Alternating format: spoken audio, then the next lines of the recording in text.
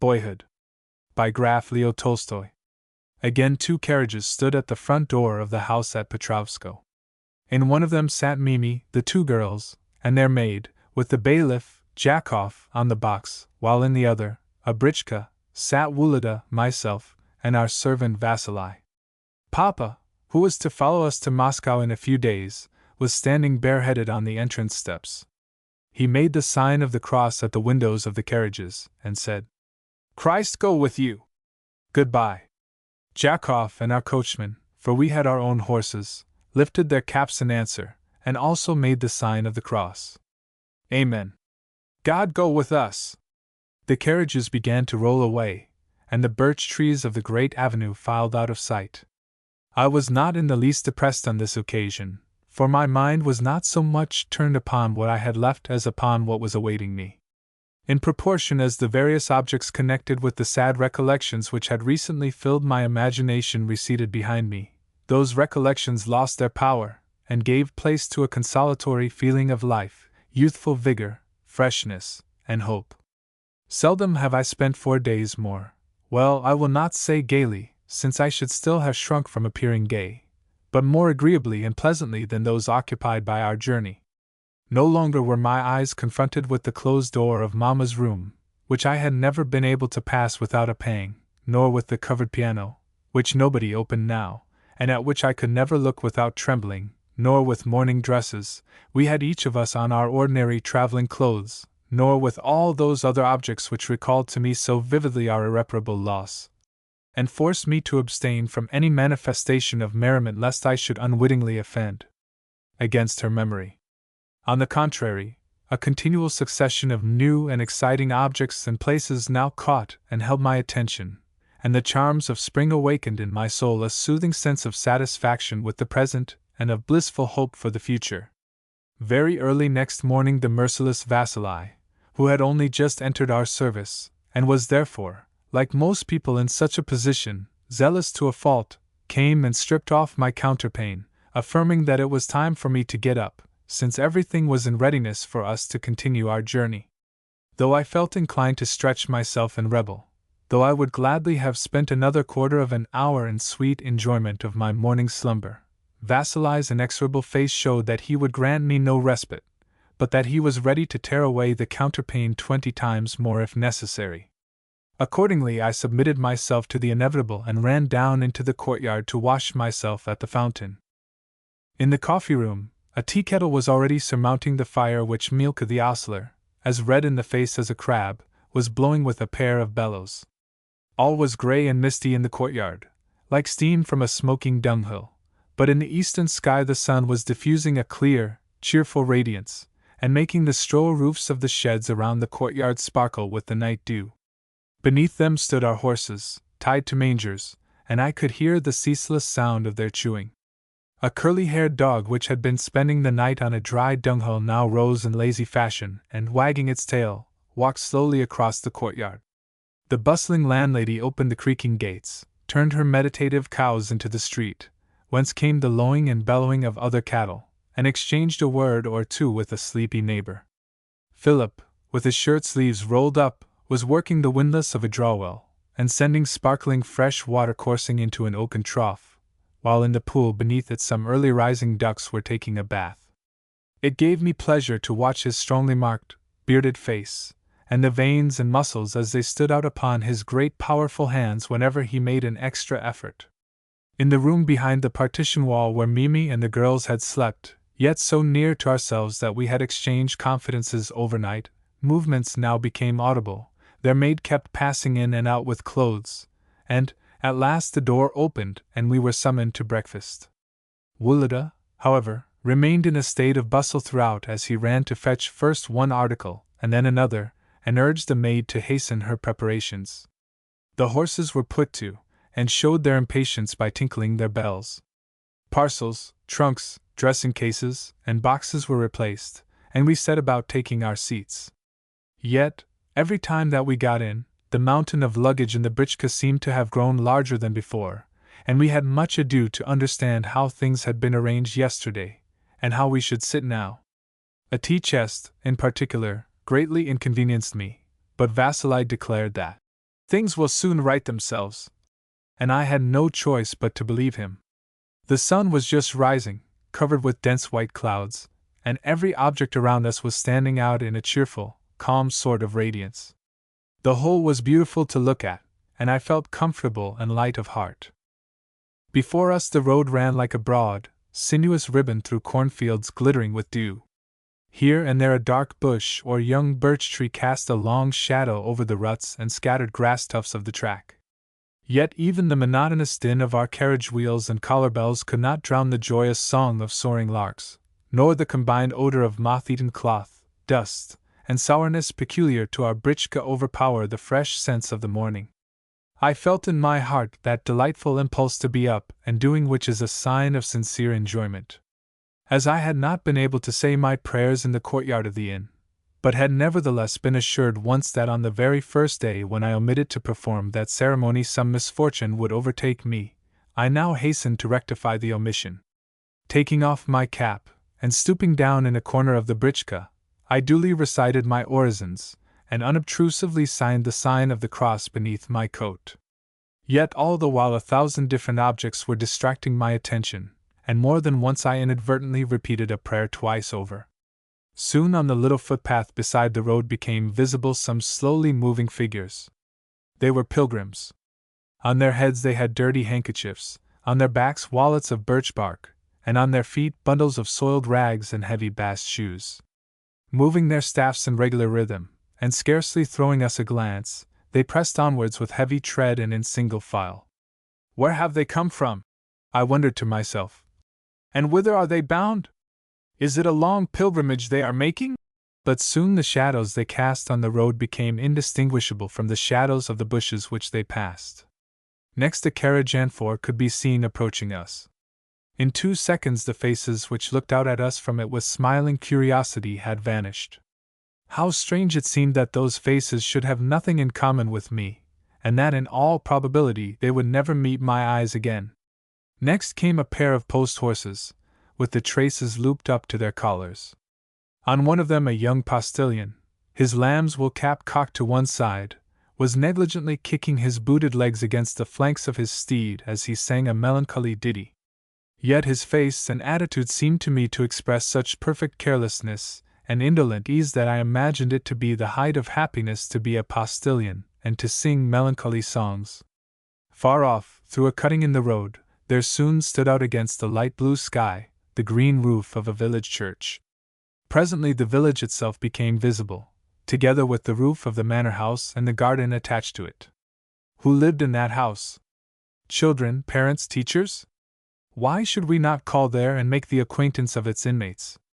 Next we overtook a file of loaded wagons, a procession to which our vehicles had to yield the road. What have you got in there?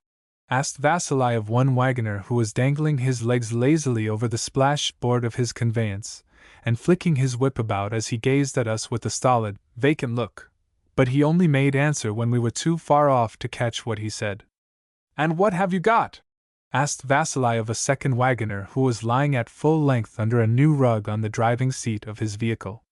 The red pole and red face beneath it lifted themselves up for a second from the folds of the rug, measured our britchka with a cold, contemptuous look, and lay down again, whereupon I concluded that the driver was wondering to himself who we were, whence we had come, and whither we were going. These various objects of interest had absorbed so much of my time that, as yet, I had paid no attention to the crooked figures on the verst posts as we passed them in rapid succession, but in time the sun began to burn my head and back, the road to become increasingly dusty, the impedimenta in the carriage to grow more and more uncomfortable, and myself to feel more and more cramped. Consequently, I relapsed into devoting my whole faculties to the distance posts and their numerals, and to solving difficult mathematical problems for reckoning the time when we should arrive at the next posting house. 12 versts are a third of 36, and in all there are 41 to Lipetz. We have done a third in how much, then? And so forth, and so forth. Vasily, was my next remark, on observing that he was beginning to nod on the box seat. Suppose we change seats? Will you?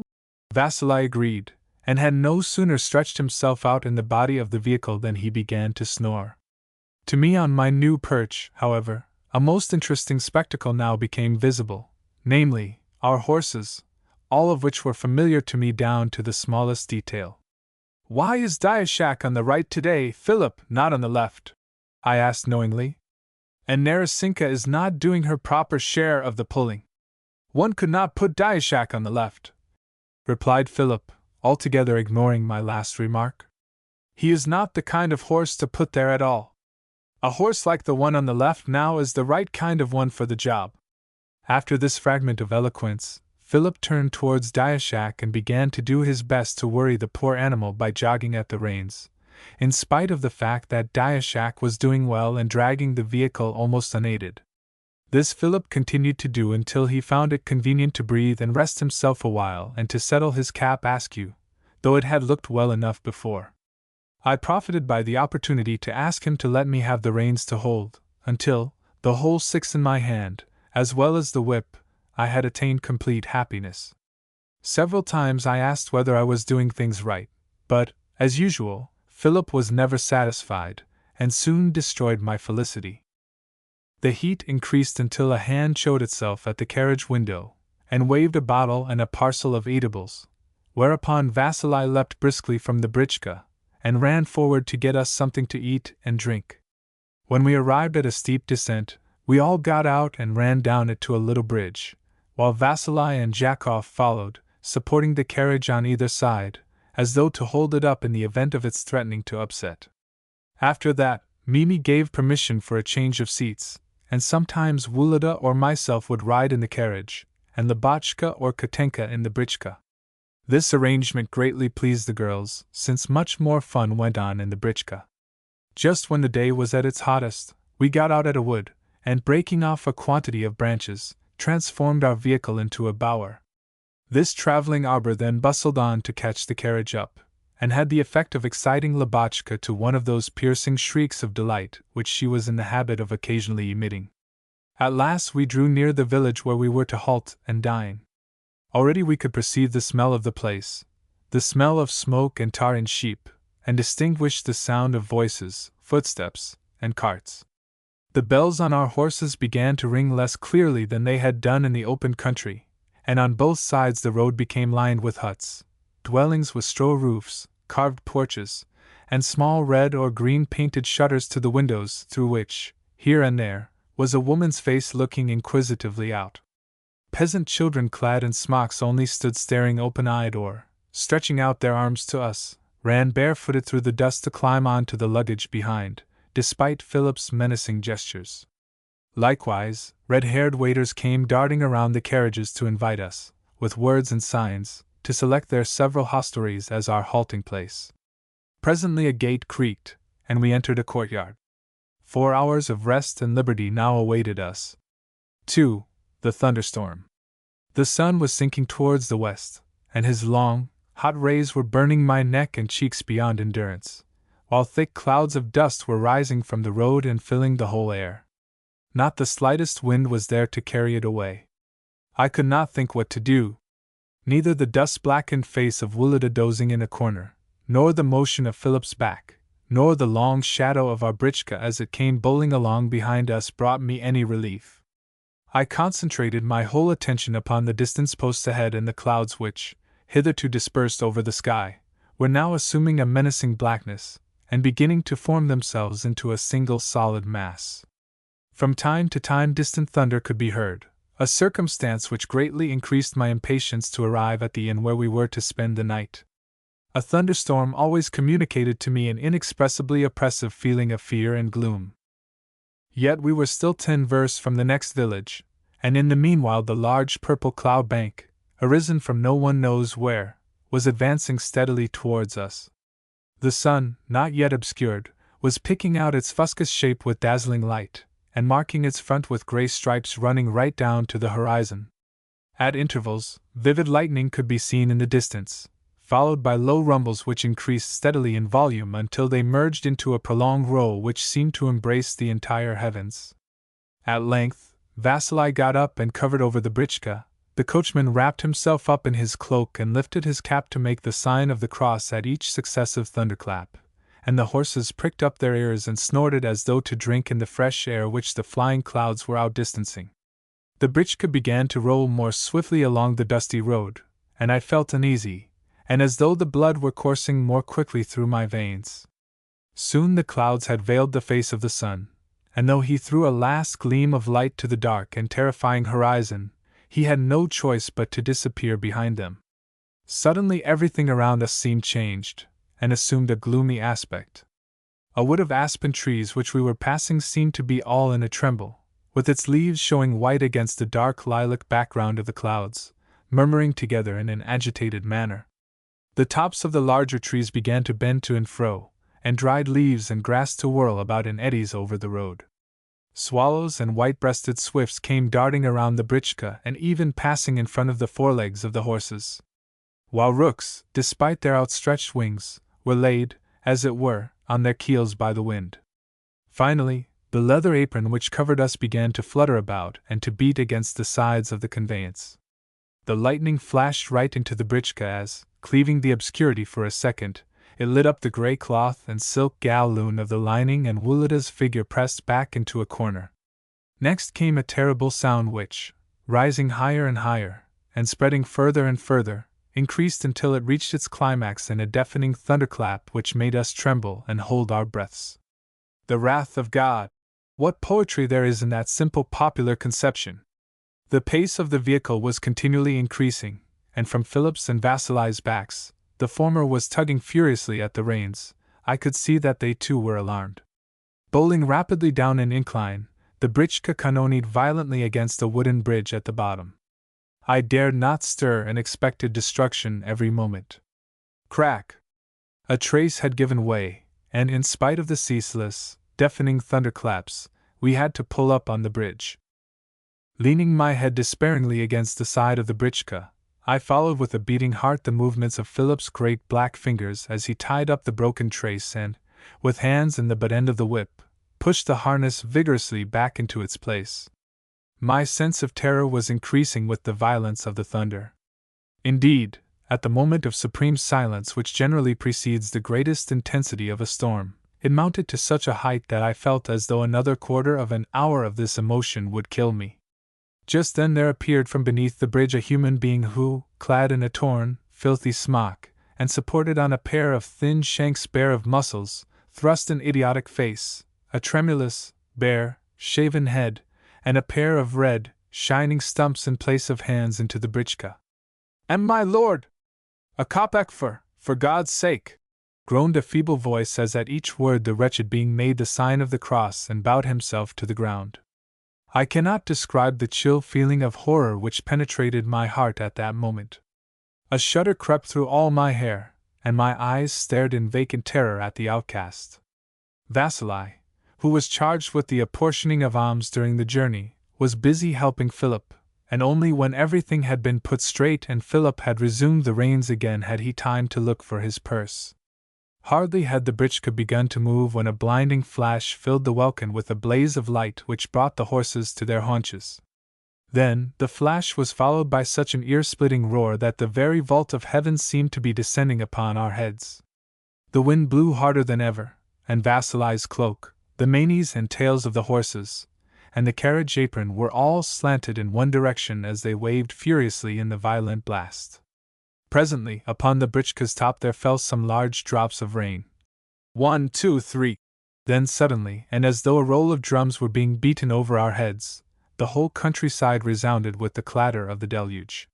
From Vasily's movements, I could see that he had now got his purse open, and that the poor outcast was still bowing and making the sign of the cross as he ran beside the wheels of the vehicle, at the imminent risk of being run over, and reiterated from time to time his plea. For God's sake! At last a kopeck rolled upon the ground, and the miserable creature, his mutilated arms, with their sleeves wet through and through, held out before him, stopped perplexed in the roadway and vanished from my sight.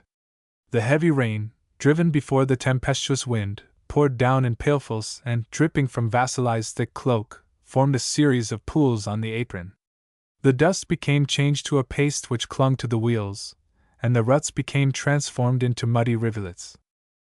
At last, however, the lightning grew paler and more diffuse, and the thunderclaps lost some of their terror amid the monotonous rattling of the downpour. Then the rain also abated, and the clouds began to disperse.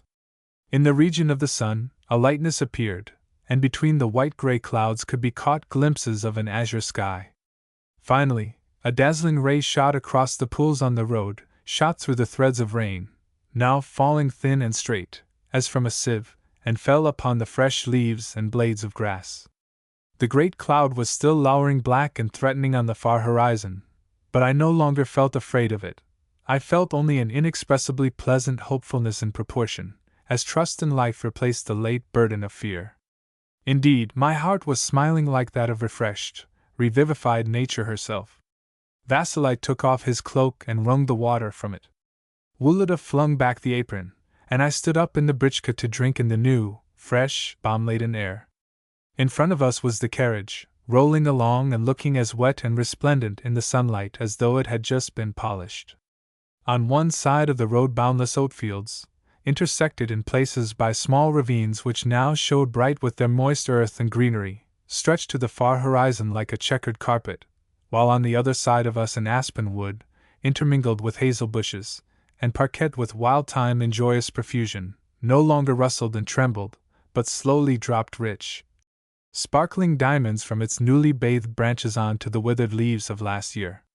From above us, from every side, came the happy songs of little birds calling to one another among the dripping brushwood, while clear from the inmost depths of the wood sounded the voice of the cuckoo.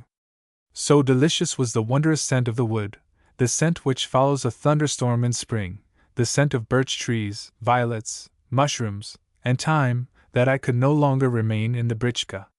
Jumping out, I ran to some bushes, and, regardless of the showers of drops discharged upon me, tore off a few sprigs of thyme, and buried my face in them to smell their glorious scent.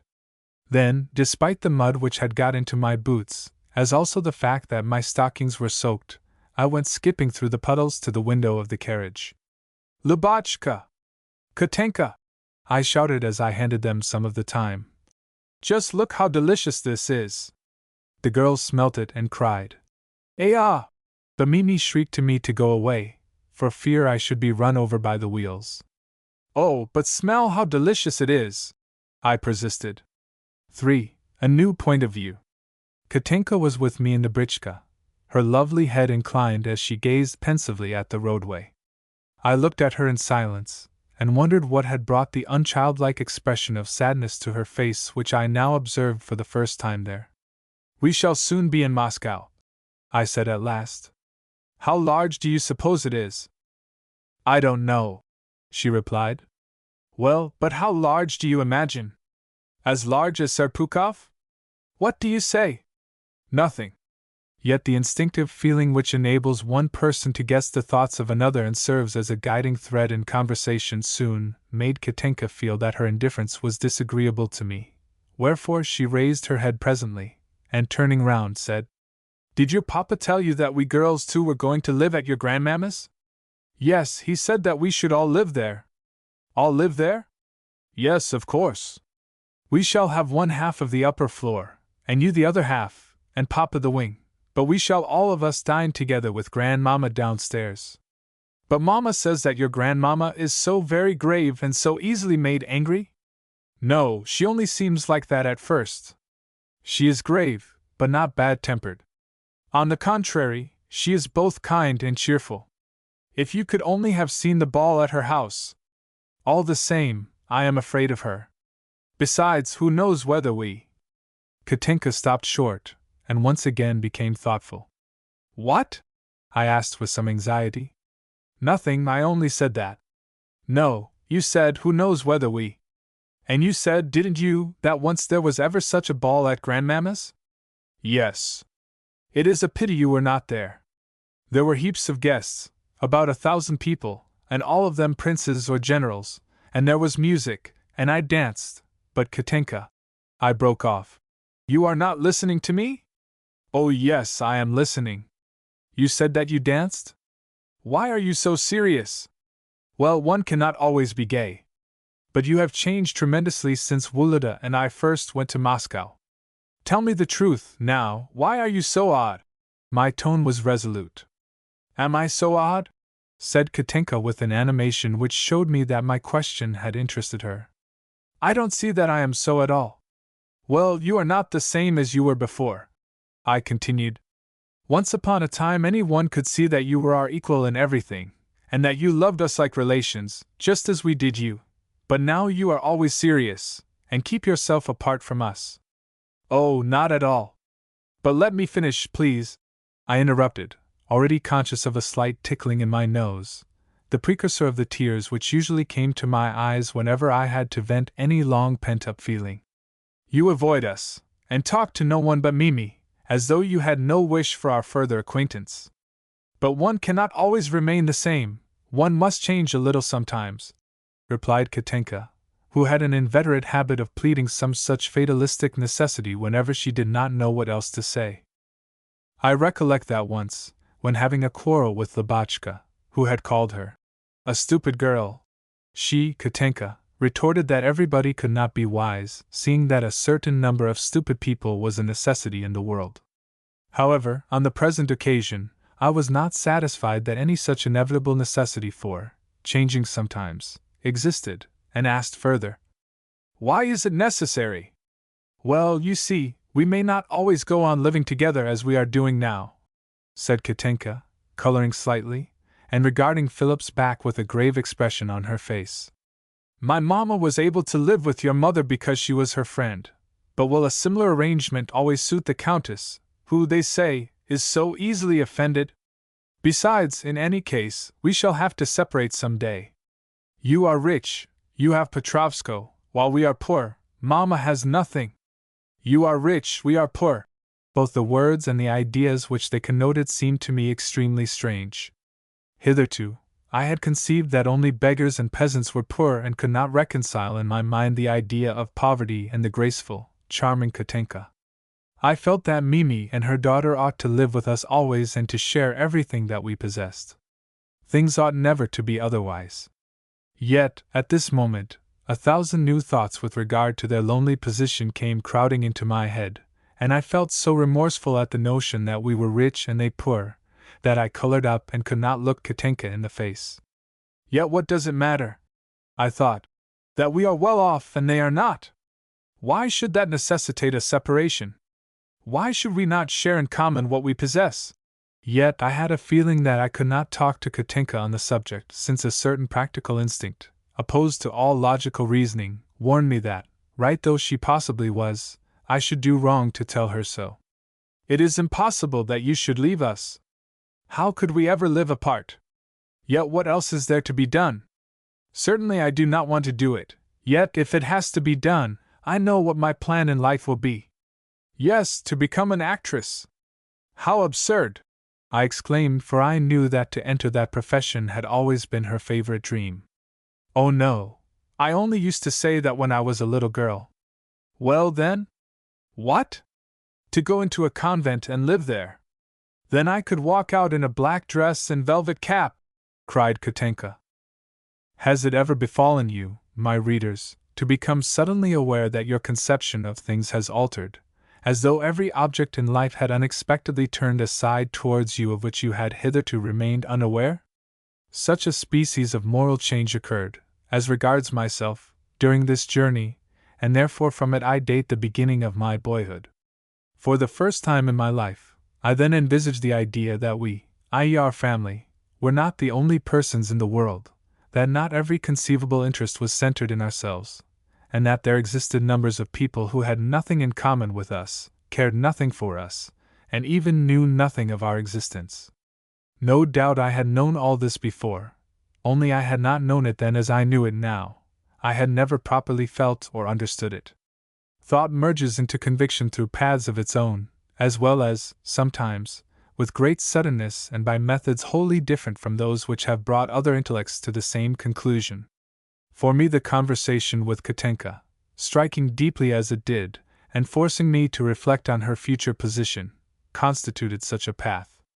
As I gazed at the towns and villages through which we passed, and in each house of which lived at least one family like our own, as well as at the women and children who stared with curiosity at our carriages and then became lost to sight forever, and the peasants and workmen who did not even look at us, much less make us any obeisance, the question arose for the first time in my thoughts.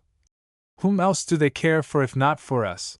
And this question was followed by others such as, to what end do they live? How do they educate their children? Do they teach their children and let them play? What are their names? And so forth.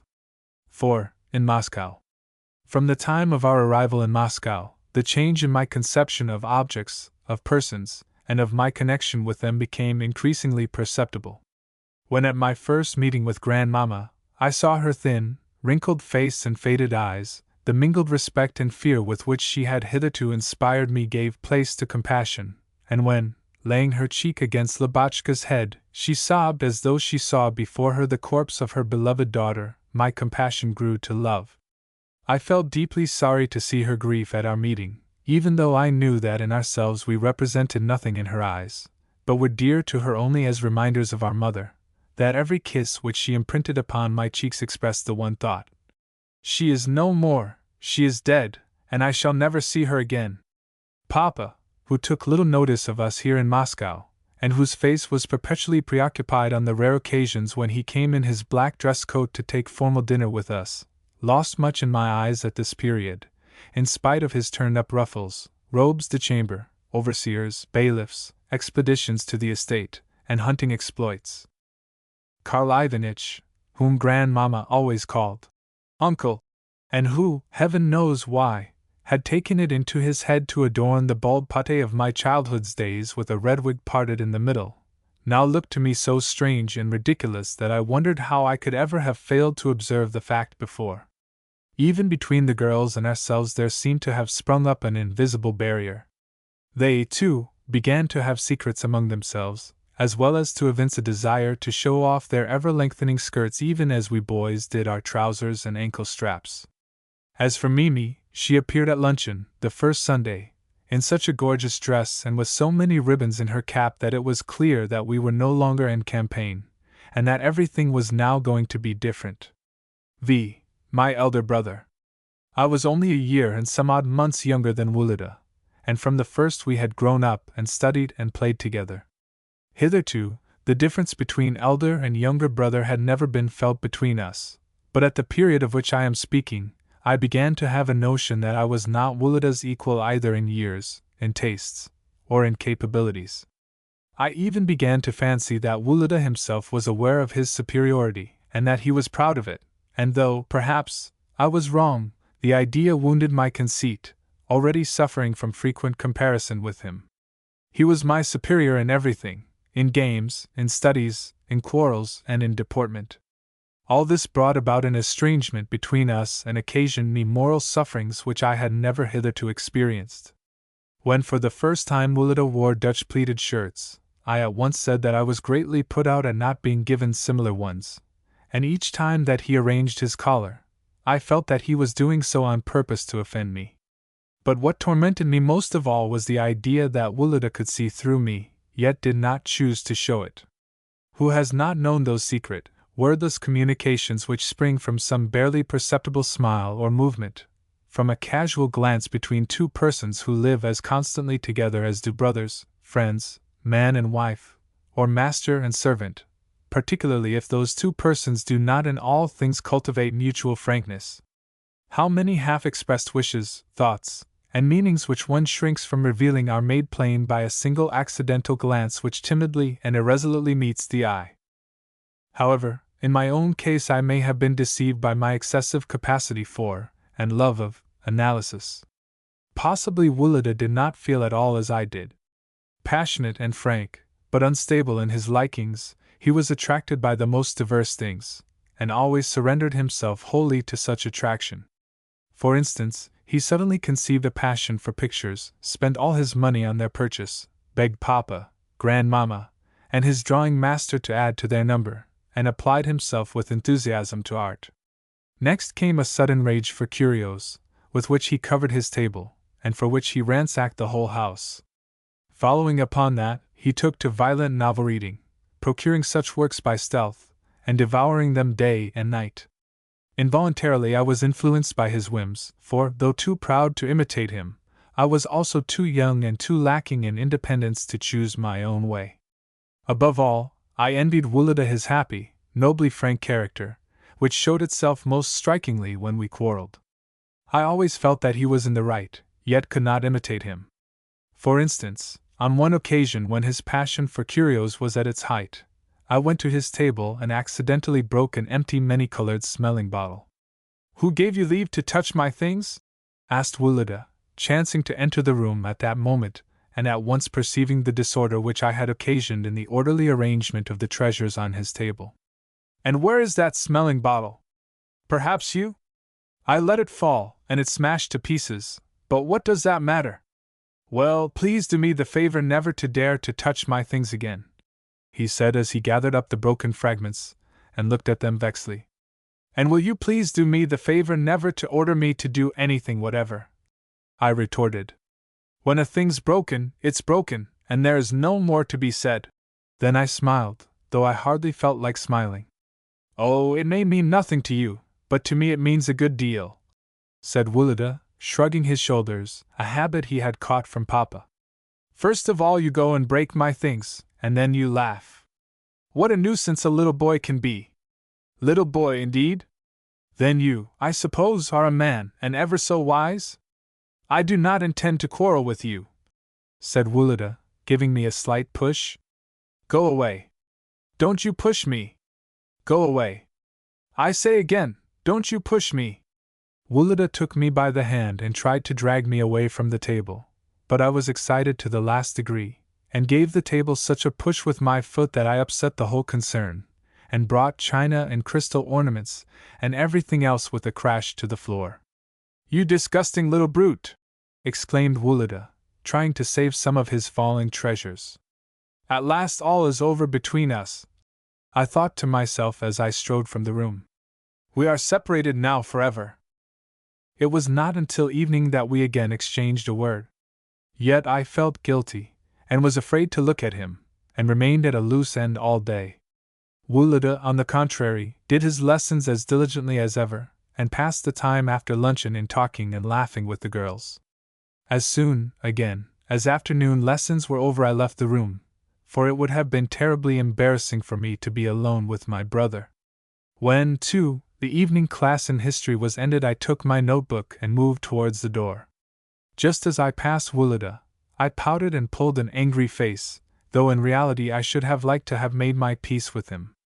At the same moment he lifted his head, and with a barely perceptible and good-humoredly satirical smile looked me full in the face.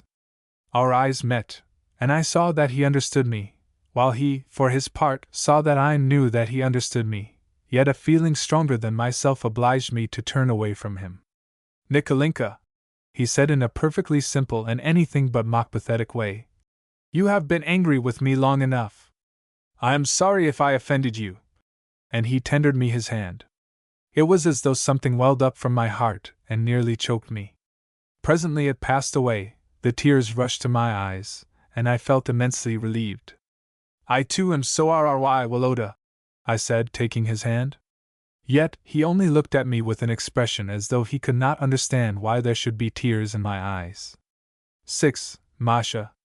None of the changes produced in my conception of things were so striking as the one which led me to cease to see in one of our chambermaids a mere servant of the female sex, but, on the contrary, a woman upon whom depended, to a certain extent, my peace of mind and happiness. From the time of my earliest recollection I can remember Masha an inmate of our house, yet never until the occurrence of which I am going to speak, an occurrence which entirely altered my impression of her, had I bestowed the smallest attention upon her. She was 25 years old, while I was but 14. Also, she was very beautiful. But I hesitate to give a further description of her lest my imagination should once more picture the bewitching, though deceptive, conception of her which filled my mind during the period of my passion. To be frank, I will only say that she was extraordinarily handsome, magnificently developed, and a woman, as also that I was but 14. At one of those moments when, lesson book in hand, I would pace the room, and tried to keep strictly to one particular crack in the floor as I hummed a fragment of some tune or repeated some vague formula, in short, at one of those moments when the mind leaves off thinking and the imagination gains the upper hand and yearns for new impressions, I left the schoolroom, and turned, with no definite purpose in view, towards the head of the staircase. Somebody in slippers was ascending the second flight of stairs. Of course I felt curious to see who it was, but the footsteps ceased abruptly, and then I heard Masha's voice say, "Go away! What nonsense! What would Maria Ivanovna think if she were to come now?" "Oh, but she will not come," answered Wulida's voice in a whisper. "Well, go away, you silly boy." And Masha came running up, and fled past me. I cannot describe the way in which this discovery confounded me. Nevertheless, the feeling of amazement soon gave place to a kind of sympathy with Wulida's conduct. I found myself wondering less at the conduct itself than at his ability to behave so agreeably. Also, I found myself involuntarily desiring to imitate him. Sometimes I would pace the landing for an hour at a time, with no other thought in my head than to watch for movements from above. Yet, although I longed beyond all things to do as Wulida had done, I could not bring myself to the point. At other times, filled with a sense of envious jealousy, I would conceal myself behind a door and listen to the sounds which came from the maidservant's room, until the thought would occur to my mind: how if I were to go in now and, like Wulida, kiss Masha? What should I say when she asked me with the huge nose and the tuft on the top of my head, what I wanted? Sometimes, too, I could hear her saying to Wulida, "That serves you right. Go away. Nicholas Petrovitch never comes in here with such nonsense." Alas! She did not know that Nicholas Petrovitch was sitting on the staircase just below, and feeling that he would give all he possessed to be in that bold fellow Wulida's place. I was shy by nature, and rendered worse in that respect by a consciousness of my own ugliness. I am certain that nothing so much influences the development of a man as his exterior, though the exterior itself less than his belief in its plainness or beauty. Yet I was too conceited altogether to resign myself to my fate. I tried to comfort myself much as the fox did when he declared that the grapes were sour. That is to say, I tried to make light of the satisfaction to be gained from making such use of a pleasing exterior as I believed Wulida to employ, satisfaction which I nevertheless envied him from my heart, and endeavored with every faculty of my intellect and imagination to console myself with a pride in my isolation. 7. Small shot. Good gracious! Powder! Exclaimed Mimi in a voice trembling with alarm. Whatever are you doing? You will set the house on fire in a moment, and be the death of us all. Upon that, with an indescribable expression of firmness, Mimi ordered every one to stand aside, and regardless of all possible danger from a premature explosion, strode with long and resolute steps to where some small shot was scattered about the floor, and began to trample upon it. When, in her opinion, the peril was at least lessened, she called for Michael and commanded him to throw the powder away into some remote spot, or, better still, to immerse it in water, after which she adjusted her cap and returned proudly to the drawing-room, murmuring as she went, "At least I can say that they are well looked after." When Papa issued from his room and took us to see Grandmamma, we found Mimi sitting by the window and glancing with a grave, mysterious, official expression towards the door. In her hand she was holding something carefully wrapped in paper. I guessed that that something was the small shot, and that Grandmamma had been informed of the occurrence. In the room also were the maid-servant Gasha, who, to judge by her angry flushed face, was in a state of great irritation, and Dr. Blumenthal, the latter a little man pitted with smallpox, who was endeavoring by tacit, pacificatory signs with his head and eyes to reassure the perturbed Gasha. Grandmamma was sitting a little askew and playing that variety of patience, which is called the traveler, two unmistakable signs of her displeasure. "How are you today, Mamma?" said Papa as he kissed her hand respectfully. "Have you had a good night?"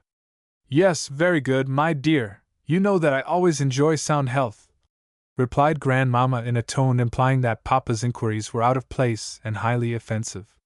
"Please give me a clean pocket handkerchief," she added to Gasha. "I have given you one, madam," answered Gasha, pointing to the snow-white cambric handkerchief which she had just laid on the arm of Grandmamma's chair. "No, no, it's a nasty, dirty thing," Take it away and bring me a clean one, my dear. Gasha went to a cupboard and slammed the door of it back so violently that every window rattled. Grandmamma glared angrily at each of us, and then turned her attention to following the movements of the servant. After the latter had presented her with what I suspected to be the same handkerchief as before, Grandmamma continued, "And when do you mean to cut me some snuff, my dear?" "When I have time." "What do you say? Today? If you don't want to continue in my service, you had better say so at once. I would have sent you away long ago had I known that you wished it." "It wouldn't have broken my heart if you had," muttered the woman in an undertone. Here the doctor winked at her again, but she returned his gaze so firmly and wrathfully that he soon lowered it and went on playing with his watch key. "You see, my dear, how people speak to me in my own house," said Grandmamma to Papa when Gasha had left the room grumbling. "Well, Mamma, I will cut you some snuff myself," replied Papa, though evidently at a loss how to proceed now that he had made this rash promise. "No, no, I thank you. Probably she is cross because she knows that no one except herself can cut the snuff just as I like it. Do you know, my dear," she went on after a pause, "that your children very nearly set the house on fire this morning?" Papa gazed at Grandmamma with respectful astonishment. "Yes, they were playing with something or another. Tell him the story," she added to Mimi. Papa could not help smiling as he took the shot in his hand. "This is only small shot, Mamma," he remarked, "and could never be dangerous. I thank you, my dear, for your instruction, but I am rather too old for that sort of thing." "Nerves, nerves," whispered the doctor. Papa turned to us and asked us where we had got the stuff, and how we could dare to play with it. "Don't ask them, ask that useless uncle, rather," put in Grandmamma, laying a peculiar stress upon the word uncle. "What else is he for?" "Wulida says that Karl Ivanitch gave him the powder himself," declared Mimi. "Then you can see for yourself what use he is," continued Grandmamma. "And where is he, this precious uncle? How is one to get hold of him?" "Send him here." "He has gone an errand for me," said Papa. "That is not at all right," rejoined Grandmamma. "He ought always to be here." "True, the children are yours, not mine, and I have nothing to do with them, seeing that you are so much cleverer than I am, yet all the same I think it is time we had a regular tutor for them, and not this uncle of a German, a stupid fellow who knows only how to teach them rude manners and Tyrolean songs. Is it necessary, I ask you, that they should learn Tyrolean songs? However, there is no one for me to consult about it, and you must do just as you like." The word now meant, "Now that they have no mother," and suddenly awakened sad recollections in Grandmamma's heart. She threw a glance at the snuff-box bearing Mamma's portrait and sighed. "I thought of all this long ago," said Papa eagerly, "as well as taking your advice on the subject. How would you like St. Jerome to superintend their lessons?" "Oh, I think he would do excellently, my friend," said Grandmamma in a mollified tone. "He is at least a tutor comme il faut, and knows how to instruct the enfants de bonne maison. He is not a mere uncle who is good only for taking them out walking." "Very well, I will talk to him tomorrow," said Papa. And sure enough, 2 days later saw Karl Ivanitch forced to retire in favor of the young Frenchman referred to. 8. Karl Ivanitch's history. The evening before the day when Karl was to leave us forever, he was standing, clad, as usual, in his wadded dressing gown and red cap, near the bed in his room, and bending down over a trunk as he carefully packed his belongings. His behavior towards us had been very cool of late, and he had seemed to shrink from all contact with us. Consequently, when I entered his room on the present occasion, he only glanced at me for a second and then went on with his occupation. Even though I proceeded to jump onto his bed, a thing hitherto always forbidden me to do, he said not a word, and the idea that he would soon be scolding or forgiving us no longer having anything to do with us, reminded me vividly of the impending separation. I felt grieved to think that he had ceased to love us, and wanted to show him my grief. "Will you let me help you?" I said, approaching him. He looked at me for a moment, and turned away again. Yet the expression of pain in his eyes showed that his coldness was not the result of indifference, but rather of sincere and concentrated sorrow. God sees and knows everything, he said at length, raising himself to his full height and drawing a deep sigh. Yes, Nikolinka, he went on, observing the expression of sincere pity on my face. My fate has been an unhappy one from the cradle, and will continue so to the grave. The good that I have done to people has always been repaid with evil, yet though I shall receive no reward here, I shall find one there. He pointed upwards. Ah, if only you knew my whole story, and all that I have endured in this life, I who have been a bootmaker, a soldier, a deserter, a factory hand, and a teacher. Yet now I am nothing, and, like the Son of Man, have nowhere to lay my head. Sitting down upon a chair, he covered his eyes with his hand. Seeing that he was in the introspective mood in which a man pays no attention to his listener as he cons over his secret thoughts, I remained silent, and seating myself upon the bed, continued to watch his kind face. You are no longer a child. You can understand things now, and I will tell you my whole story and all that I have undergone. Some day, my children, you may remember the old friend who loved you so much. He leant his elbow upon the table by his side, took a pinch of snuff, and, in the peculiarly measured, guttural tone in which he used to dictate us our lessons, began the story of his career. Since he many times in later years repeated the whole to me again, always in the same order, and with the same expressions and the same unvarying intonation, I will try to render it literally, and without omitting the innumerable grammatical errors into which he always strayed when speaking in Russian. Whether it was really the history of his life, or whether it was the mere product of his imagination, that is to say, some narrative which he had conceived during his lonely residence in our house, and had at last, from endless repetition, come to believe in himself, or whether he was adorning with imaginary facts the true record of his career, I have never quite been able to make out. On the one hand, there was too much depth of feeling and practical consistency in its recital for it to be wholly incredible, while, on the other hand, the abundance of poetical beauty which it contained tended to raise doubts in the mind of the listener. Me veer very unhappy from the time of my birth, he began with a profound sigh. The noble blood of the Countess of Zomerblatt flows in my veins. Me veer born 6 week after the wedding. The man of my mother, I called him Papa, veer farmer to the Count von Zomerblatt. He could not forget my mother's shame, and loaf me not. I had a youngster brother Johann and 2 sister, pop me veer strange between my own family. Then Johann made several silly trick Papa said, with sis child Karl I am never to have one moment tranquil, and then he scolded and punished at me. Then ze sister quarreled among themselves Papa said, Karl will never be one obedient boy, and still scolded and punished at me. My good mamma alone loafed and tenter at me. Often she said to me, Karl, come in my room, and there she kissed me secretly. Poorly, Karl, she said. Noppity loaf you, pot I will not exchange you for somebody in the world. One thing your mother pegs you to remember, said she to me, learn well, and be after one honest man, then God will not forsake you. And I try it so to become. Then my 14 year had expired, and me could partake of the holy supper. My mother said to my father, Karl is one pig boy now, Gustav. That shall we do with him? And Papa said, me tun no. Then Mama said, let us give him to town at Mr. Schulzen's, and he may be a shoemaker. And my father said, good, 6 year and 7 months lived I in town with the Mr. Shoemaker, and he loafed me. He said, Karl are one good workman, and shall soon become my Giselle. Pot, man makes the proposition, and got the deposition.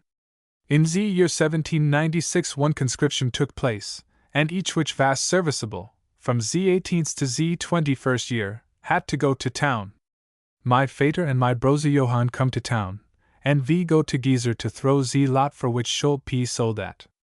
Johann drew the fatal number, and me was not necessary to P sold at. And Papa said, I have only one son, and with him I must now separate. Den I take his hand, and says, why say you so, Papa? Come with me, and I will say you something. And Papa come, and we seat together at the public's house, and me said, Vader, give us one beer krug, and he gives us one. We trink altogether, and brother Johann also trink. Papa said me, Tunt says that you have only one son, and wissa you must separate. My heart was breaking when you say sis. Brozer Johann must not serve, me shall be soldat. Karl is for noppity necessary, and Karl shall be soldat. You is one honest man, Karl, said Papa, and kiss me. And me was soldat. 9. Continuation of Karl's narrative. That was a terrible time, Nikolinka, continued Karl Ivanitch. The time of Napoleon. He van to conquer Germany, and we protected our Vaterland to the last throw of plot. Me wir at Ulm, me wir at Austerlitz, me wir at Wagram. Did you really fight? I asked with a gaze of astonishment. Did you really kill anybody? Karl instantly reassured me on this point. Once one French grenadier was left behind, and fell to the ground.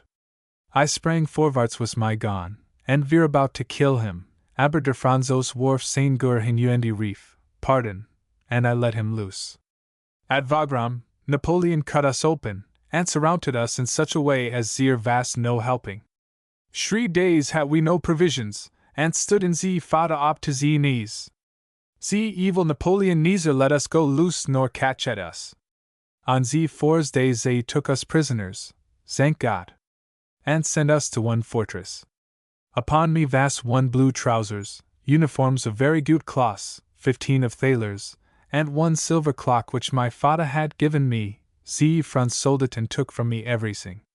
For my happiness there was 3 ducats on me which my mamma had sewn in my shirt of flannel. Nobody found them. I lick it not long to stay in the fortresses, and resolute to run away. Von day, von pig holiday, says I to the sergeant which had to look after us. Mr. Sergeant, today is a pig holiday, and me vants to celebrate it. Bring here, if you please, 2 pottle matera, and we shall drink them with each other. And the sergeant says, good, when the sergeant brings the matera and we drink it out to the last trow, I talk at his hand and says, Mr. Sergeant, perhaps you have still one fada and one mutter. He says, so I have, Mr. Mayor. My fada and mutter not seen me 8 year. I goes on to him, and they know not if I am yet alive or if my bones be reposing in the grave. Oh, Mr. Sergeant, I have 2 ducats which is in my shirt of flannel. Take them, and let me loose. You will be my benefactor, and my mother will be praying for you all her life to the Almighty God. The sergeant emptied his glass of matera, and says, Mr. Mayor, I loaf and pity you very much, pot you is one prisoner, and I one soldat. So I take his hand and says, Mr. Sergeant. And the sergeant says, you is one poor man, and I will not take your money, pot I will help you. Then I go to sleep, pui one pail of brandy for the soldaten, and say you will sleep.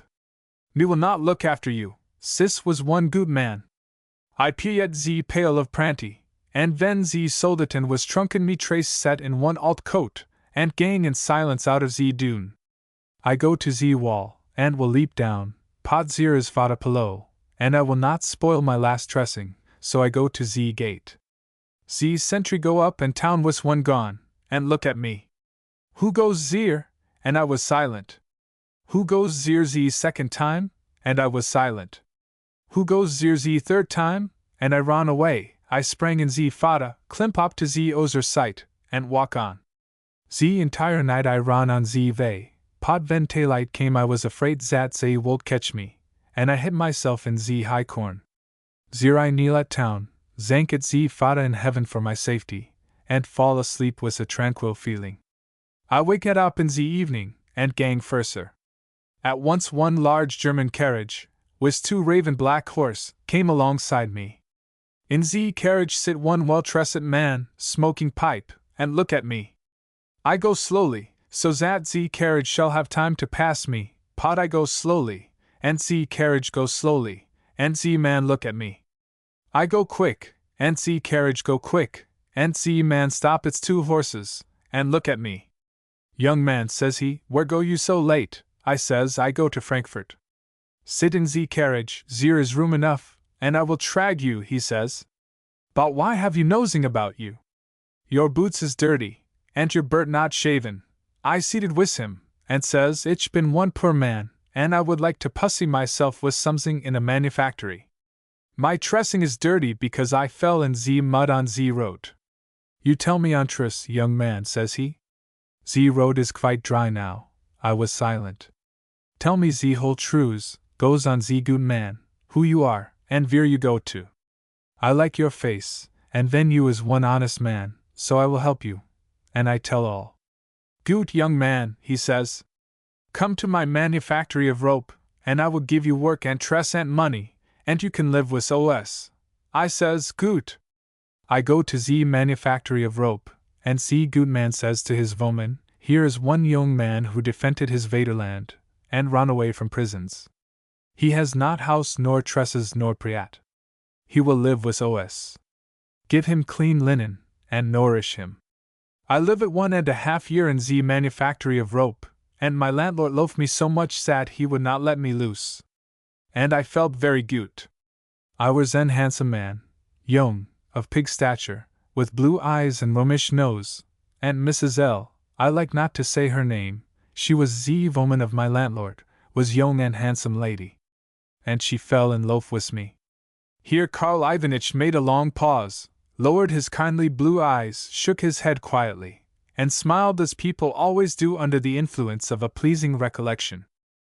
Yes, he resumed as he leant back in his armchair and adjusted his dressing gown.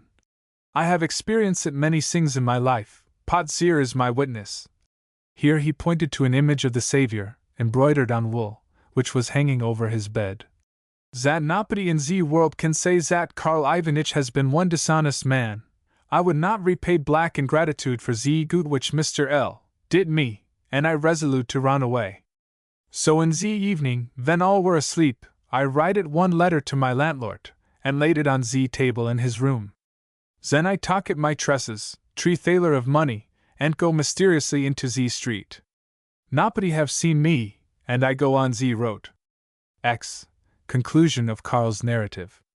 I had not seen my mamma for 9 years, and I know not whether she lived or whether her bones had long since lain in ze dark grave. Then I come to my own country and go to ze town. I ask, where live Gustav Mayer, who was farmer to ze Count von Zomerblatt, and they answer me, Graf Zomerblatt is dead, and Gustav Mayer live now in ze pig street, and keep a public house. So I dress in my new waistcoat and one noble coat which ze manufacturess presented me, arrange my hairs nice, and go to ze public house of my papa. Sister Marichin vas sitting on a bench, and she asked me what I want. I says, might I drink 1 glass of pranty, and she says, Fada, here is a young man who wished to drink 1 glass of pranty, and papa says, give him ze glass. I set to ze table, drink my glass of pranty, smoke my pipe, and look at Papa, Marichin, and Johann, who also come into ze shop. In ze conversation Papa says, you know, perhaps, young man, where stands our army? And I say, I myself am come from ze army, and it stands now at Wien. Our son, says Papa, is a soldat, and now is it 9 years since he wrote never 1 word, and we know not whether he is alive or dead. My woman cry continually for him. I still fumigate the pipe, and say, what was your son's name, and where served he? Perhaps I may know him. His name was Karl Mayer, and he served in ze Austrian Jägers. He were of pig stature, and a handsome man like yourself, puts in Marichin. I say, I know your Karl. Amalia exclaimed, my fata. Come here. Here is young man which knows our Karl. And my dear mother comes out from a back door. I knew her directly. You know our Karl, says she, and looks at me, and, white all over, trembles. Yes, I have seen him, I says, without ze courage to look at her, for my heart did almost burst. My Karl is alive, she cry. Then thank God. Where is he, my Karl? I would die in peace if I could see him once more, my darling son. But God will not have it so. Then she cried, and I could no longer stand it. Darling mamma, I say, I am your son, I am your Karl. And she fell into my arms. Karl Ivanitch covered his eyes, and his lips were quivering. Mutter sagt ich bin Sohn, ich bin Karl. Unbsie stürzt mir in die Arm, he repeated, recovering a little and wiping the tears from his eyes. But God did not wish me to finish my days in my own town. I were pursued by fate. I lived in my own town only 3 months. One Sunday I sit in a coffee house, and trinket 1 pint of beer, and fumigated my pipe, and speak it with some friance of politic, of ze Emperor Franz, of Napoleon, of ze war, and anybody might say his opinion. But next to us sits a strange gentleman in a grey Uberrock, who drink coffee, fumigate the pipe, and says nosing. Then the night watchman should at 10 o'clock I tocket my hat, paid ze money, and go home. At ze middle of ze night someone knock at ze door. I rise and says, who is zere? Open, says someone. I shout again, first say who is zere, and I will open. Open in the name of the law, say the someone behint the door. I now do so. 2 soldaten was gone stand at ze door, and into ze room steps ze man in ze grey Uberrock, who had sat with us in ze coffee house. He were spion. Come with me, says ze spion. Very good, say I. I dress it myself in boots, trousers, and coat, and go through ze room. Then I come to ze wall where my gun hangs. I take it, and says, you are a spion, so defend you. I give 1 stroke left, 1 right, and 1 on ze head. Ze spion lay precipitated on ze floor. Then I tocket my cloak bag and money, and jump it out of ze vinto. I went to EMS, where I was acquainted with one General Sayson, who loafed me, give it me a passport from ze embassy, and tocket me to Rusland to learn his children. Then General Sayson teat, your mamma callet for me, and says, Karl Ivanitch, I gif you my children. Loaf them, and I will never leave you, and will take care for your alt age. Now is she teat, and all is forgotten. For my 20-year full of service I most now go into Z Street and seek for a tri-crust of Priat for my alt age. God sees all sis, and knows all sis. His holy will be done. Only, I yearn for you, my children. And Karl drew me to him, and kissed me on the forehead. 11. 1 mark only. The year of mourning over, Grandmamma recovered a little from her grief, and once more took to receiving occasional guests, especially children of the same age as ourselves. On the 13th of December, Lubotshka's birthday, the Princess Kornikov and her daughters, with Madame Valikin, Sinechka, Ilinka Grapp, and the 2 younger Iwans, arrived at our house before luncheon. Though we could hear the sounds of talking, laughter, and movements going on in the drawing-room, we could not join the party until our morning lessons were finished. The table of studies in the schoolroom said, Lundi de 2 à 3, Maître d'Histoire et de Géographie. And this infernal Maître d'Histoire we must await, listen to, and see the back of before we could gain our liberty. Already it was 20 minutes past 2, and nothing was to be heard of the tutor, nor yet anything to be seen of him in the street, although I kept looking up and down it with the greatest impatience, and with an emphatic longing never to see the Maître again. I believe he is not coming today, said Wulida, looking up for a moment from his lesson book. I hope he is not, please the Lord, I answered, but in a despondent tone. Yet there he does come, I believe, all the same. Not he. Why, that is a gentleman, said Wulida, likewise looking out of the window. Let us wait till 2:30, and then ask St. Jerome if we may put away our books. Yes, and wish them au revoir, I added, stretching my arms, with the book clasped in my hands over my head. Having hitherto idled away my time, I now opened the book at the place where the lesson was to begin, and started to learn it. It was long and difficult, and moreover, I was in the mood when one's thoughts refuse to be arrested by anything at all. Consequently, I made no progress. After our last lesson in history, which always seemed to me a peculiarly arduous and wearisome subject, the history master had complained to St. Jerome of me because only 2 good marks stood to my credit in the register, a very small total. St. Jerome had then told me that if I failed to gain less than 3 marks at the next lesson I should be severely punished. The next lesson was now imminent, and I confess that I felt a little nervous. So absorbed, however, did I become in my reading that the sound of galoshes being taken off in the anteroom came upon me almost as a shock. I had just time to look up when there appeared in the doorway the servile and, to me, very disgusting face and form of the master, clad in a blue frock coat with brass buttons. Slowly he set down his hat and books and adjusted the folds of his coat, as though such a thing were necessary, and seated himself in his place. Well, gentlemen, he said, rubbing his hands. Let us first of all repeat the general contents of the last lesson, after which I will proceed to narrate the succeeding events of the Middle Ages. This meant, say over the last lesson. While Wulida was answering the master with the entire ease and confidence which come of knowing a subject well, I went aimlessly out onto the landing, and since I was not allowed to go downstairs, what more natural than that I should involuntarily turn towards the alcove on the landing?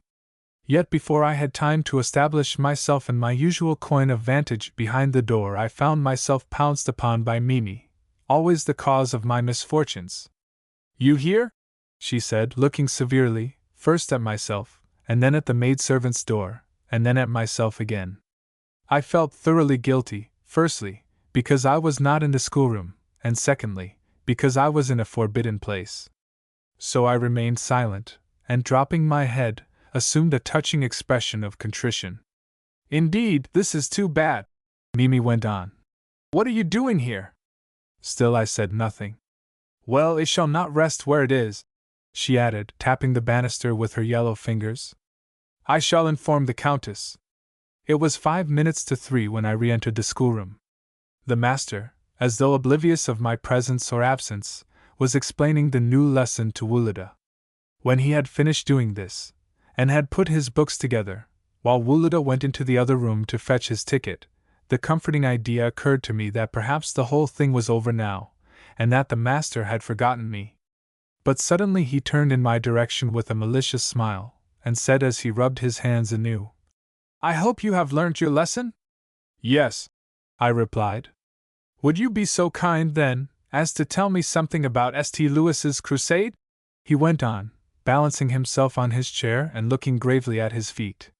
Firstly, tell me something about the reasons which induced the French king to assume the cross.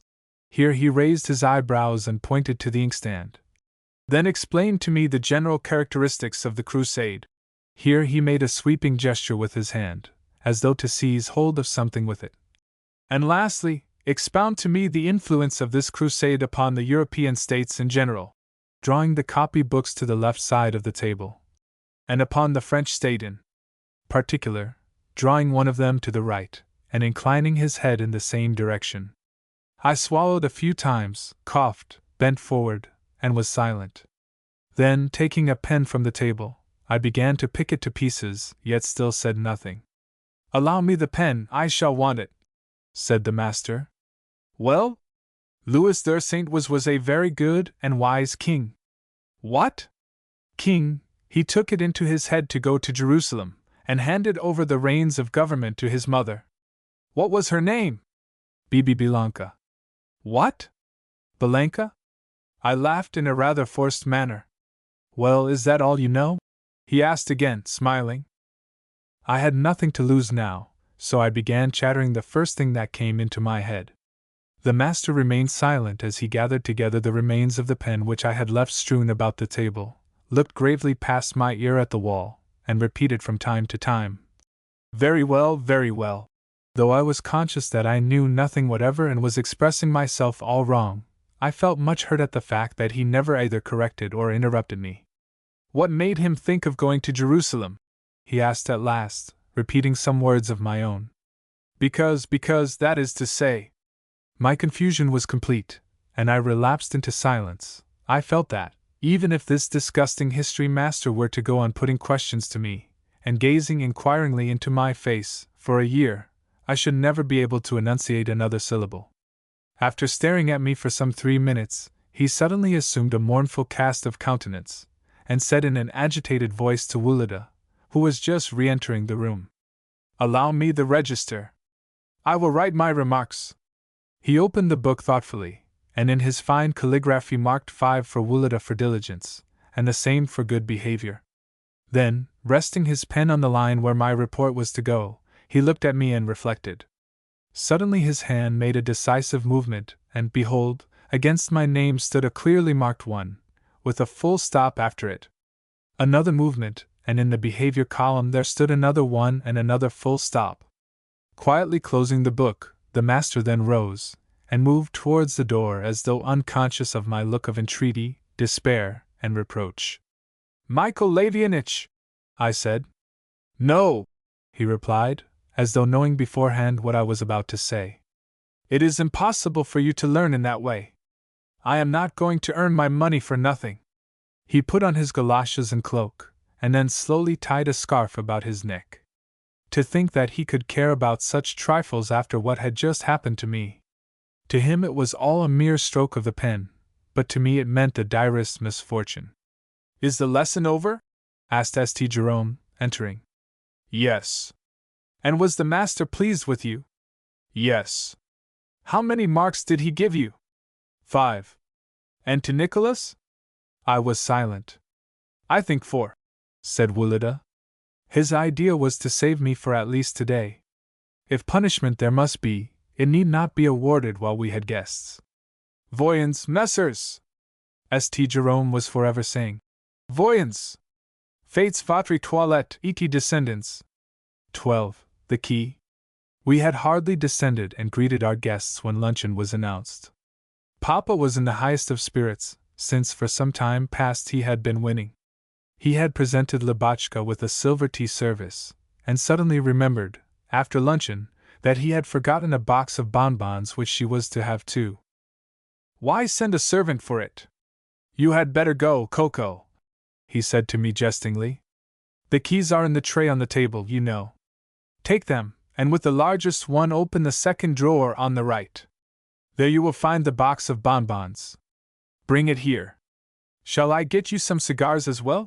Said I, knowing that he always smoked after luncheon. Yes, do, but don't touch anything else. I found the keys, and was about to carry out my orders, when I was seized with a desire to know what the smallest of the keys on the bunch belonged to. On the table I saw, among many other things, a padlocked portfolio, and at once felt curious to see if that was what the key fitted. My experiment was crowned with success. The portfolio opened and disclosed a number of papers. Curiosity so strongly urged me also to ascertain what those papers contained that the voice of conscience was stilled, and I began to read their contents.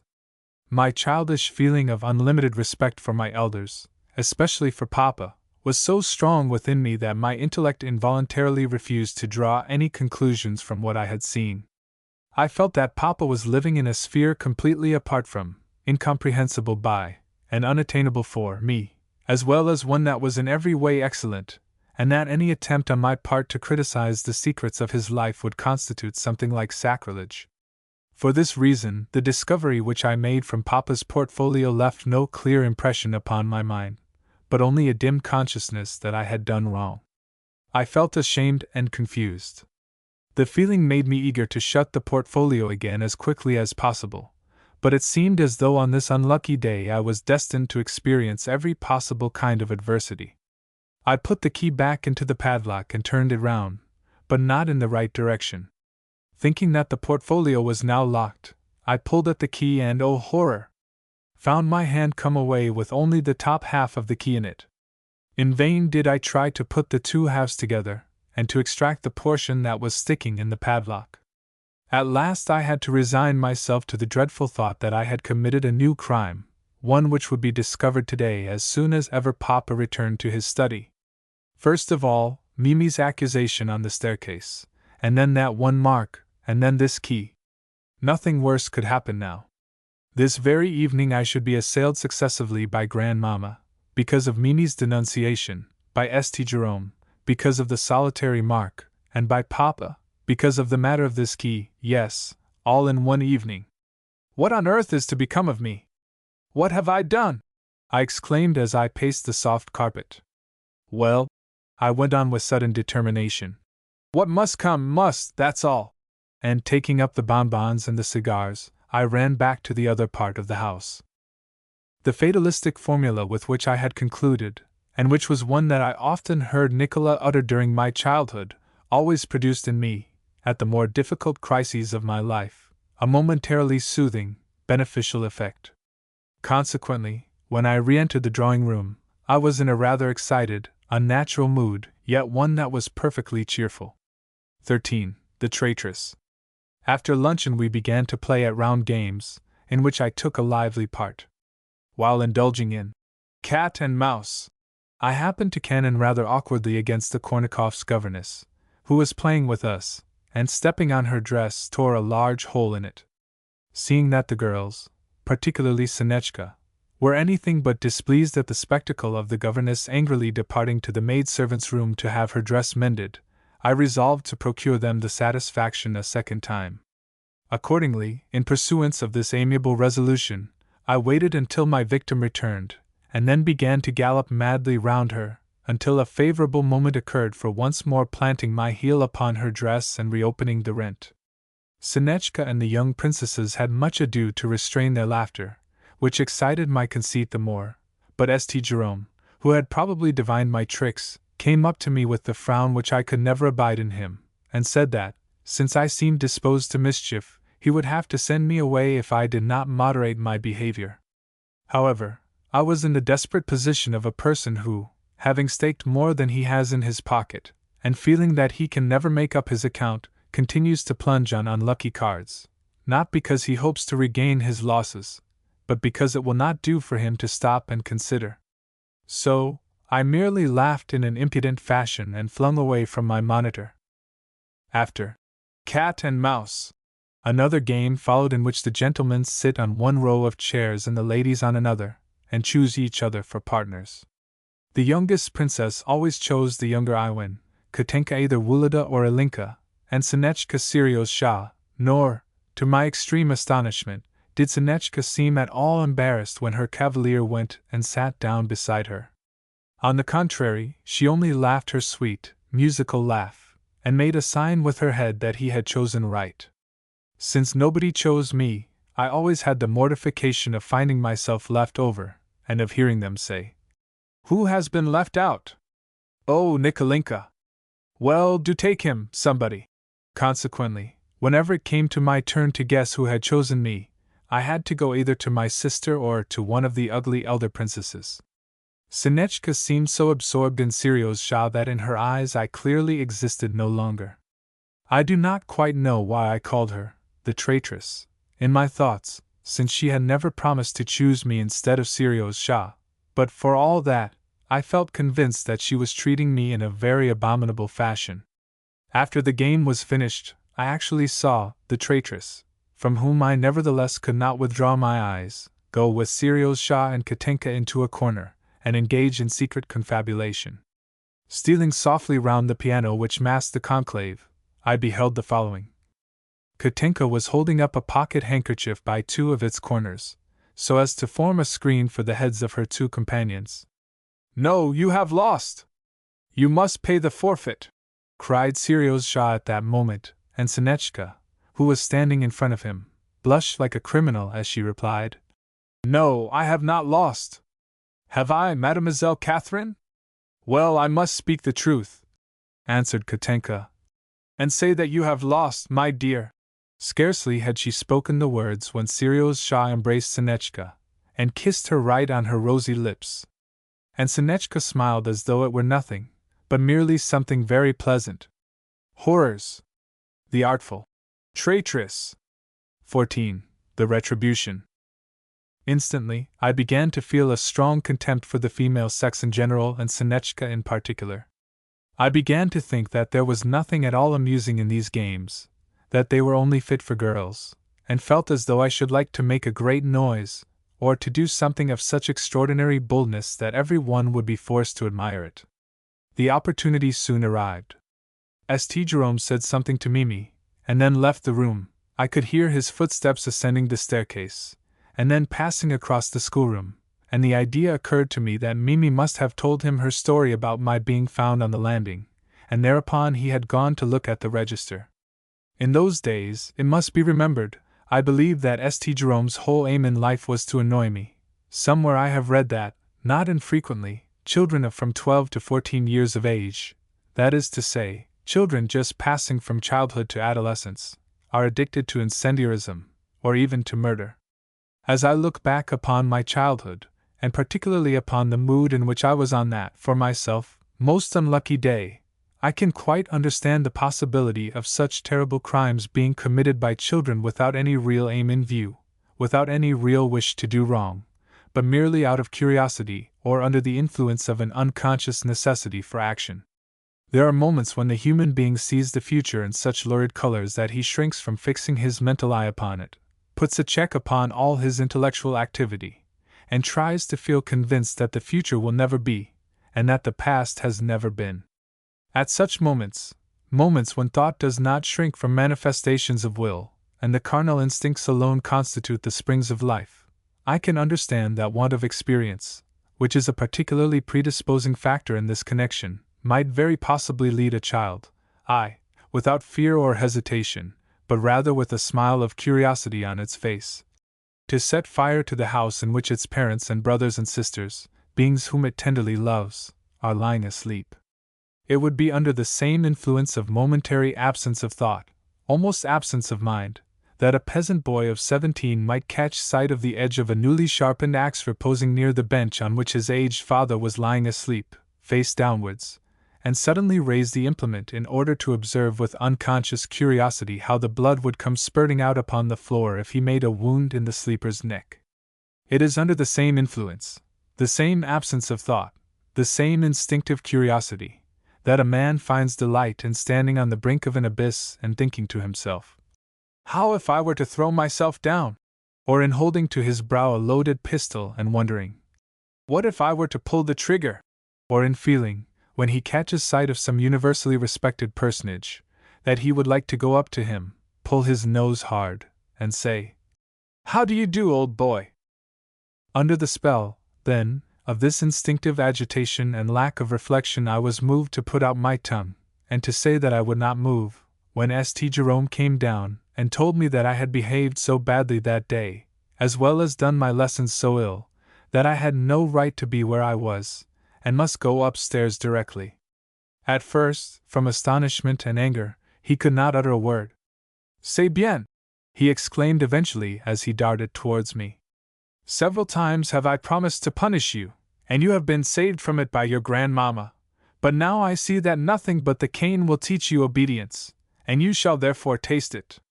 This was said loud enough for every one to hear.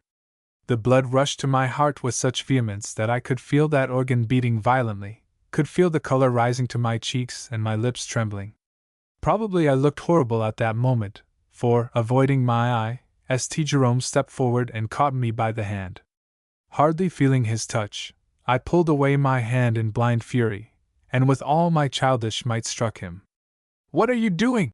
said Wulida, who had seen my behavior, and now approached me in alarm and astonishment. "Let me alone!"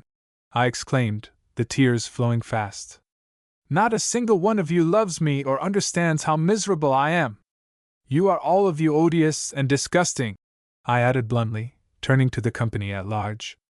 At this moment St. Jerome, his face pale, but determined, approached me again, and with a movement too quick to admit of any defense, seized my hands as with a pair of tongs, and dragged me away.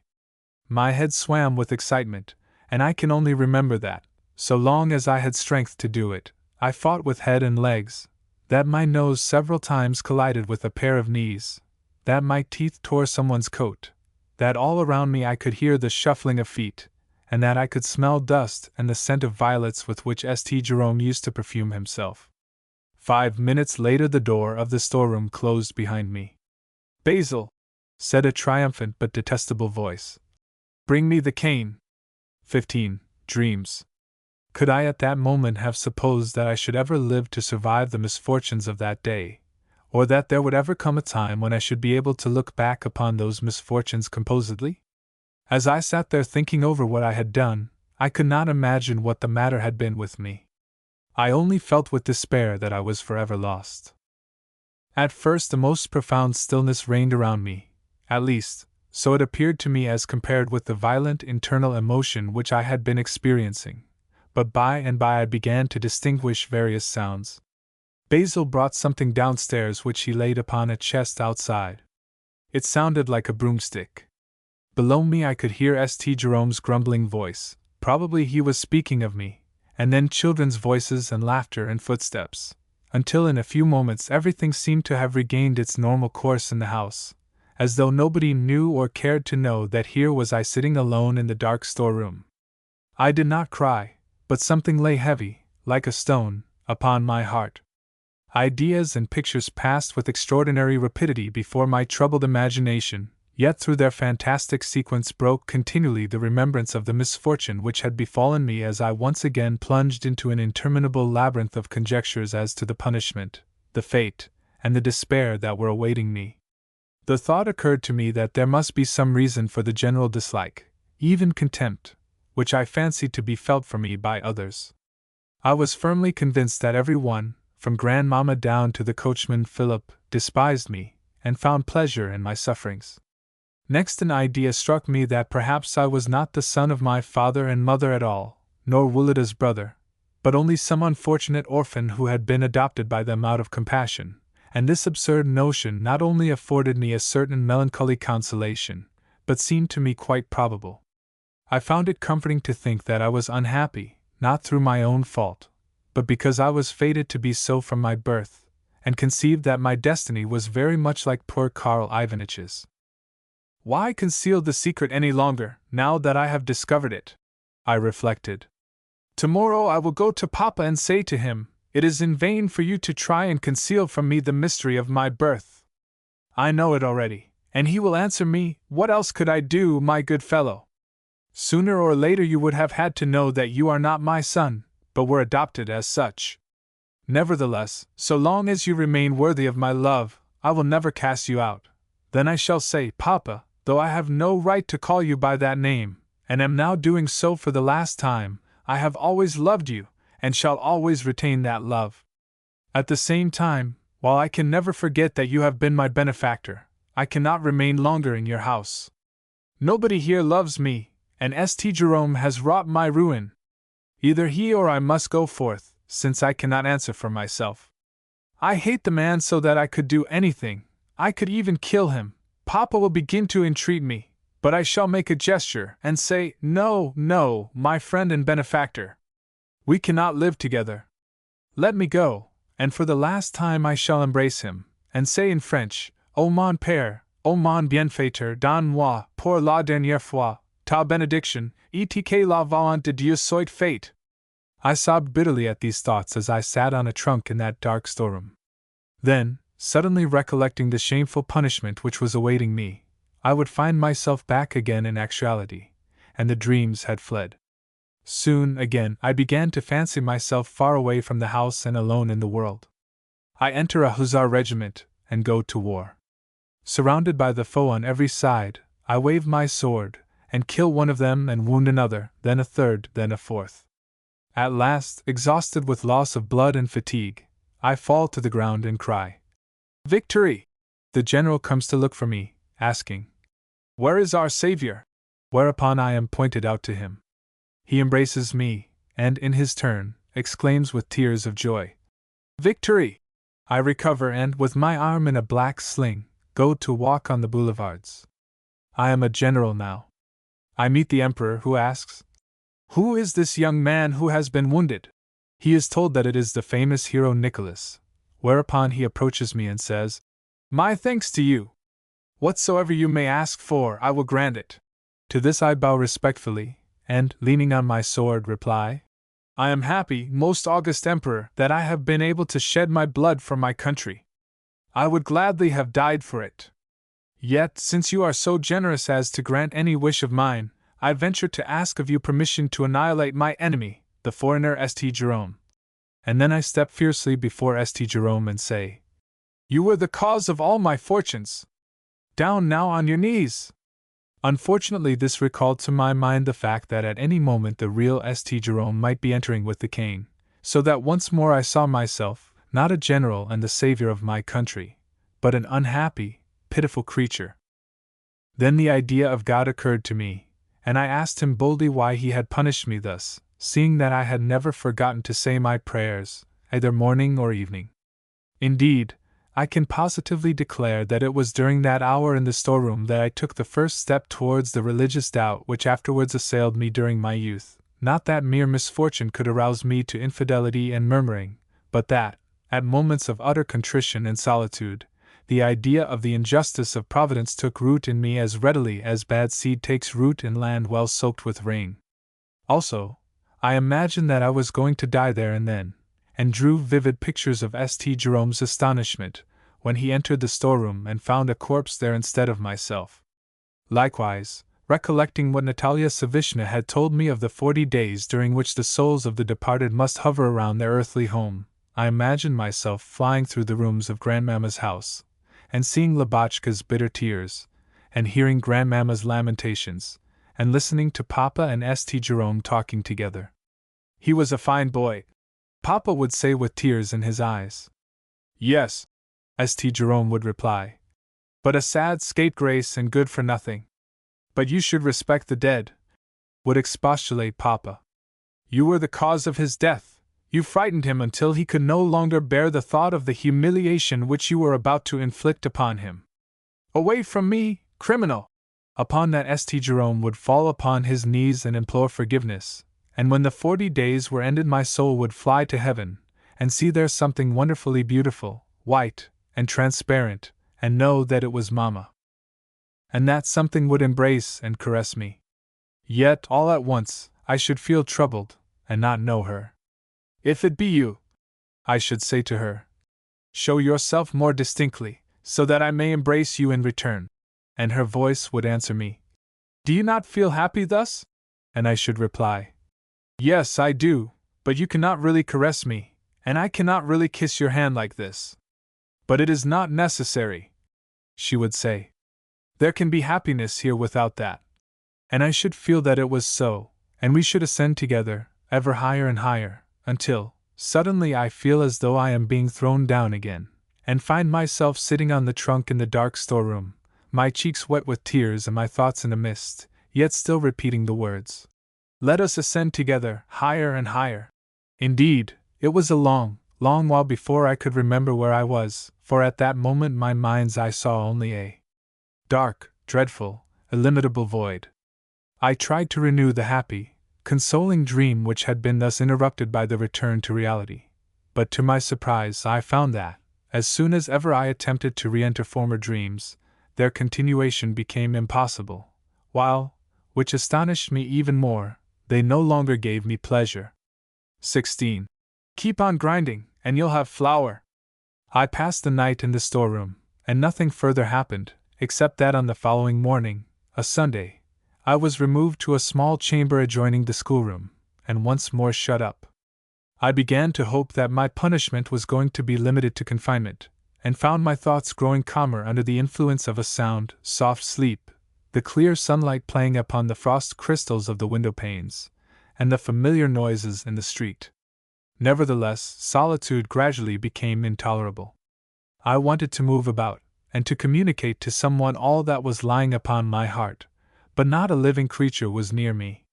The position was the more unpleasant because, willy-nilly, I could hear St. Jerome walking about in his room, and softly whistling some hackneyed tune.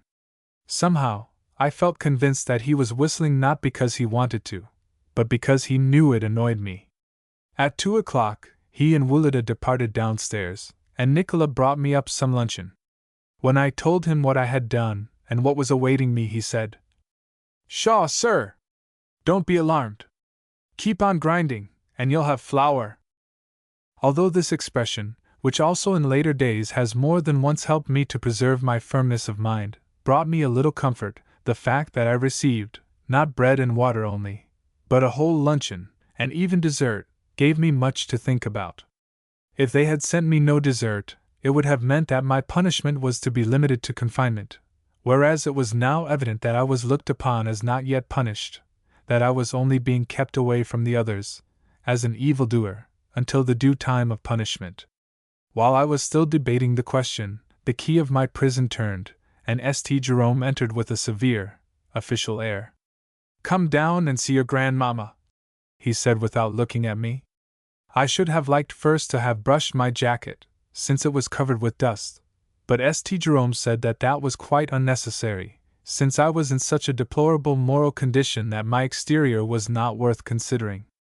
As he led me through the salon, Katenka, Lubotshka, and Wulida looked at me with much the same expression as we were wont to look at the convicts who on certain days filed past my grandmother's house. Likewise, when I approached Grandmamma's armchair to kiss her hand, she withdrew it, and thrust it under her mantilla. Well, my dear, she began after a long pause, during which she regarded me from head to foot with the kind of expression which makes one uncertain where to look or what to do.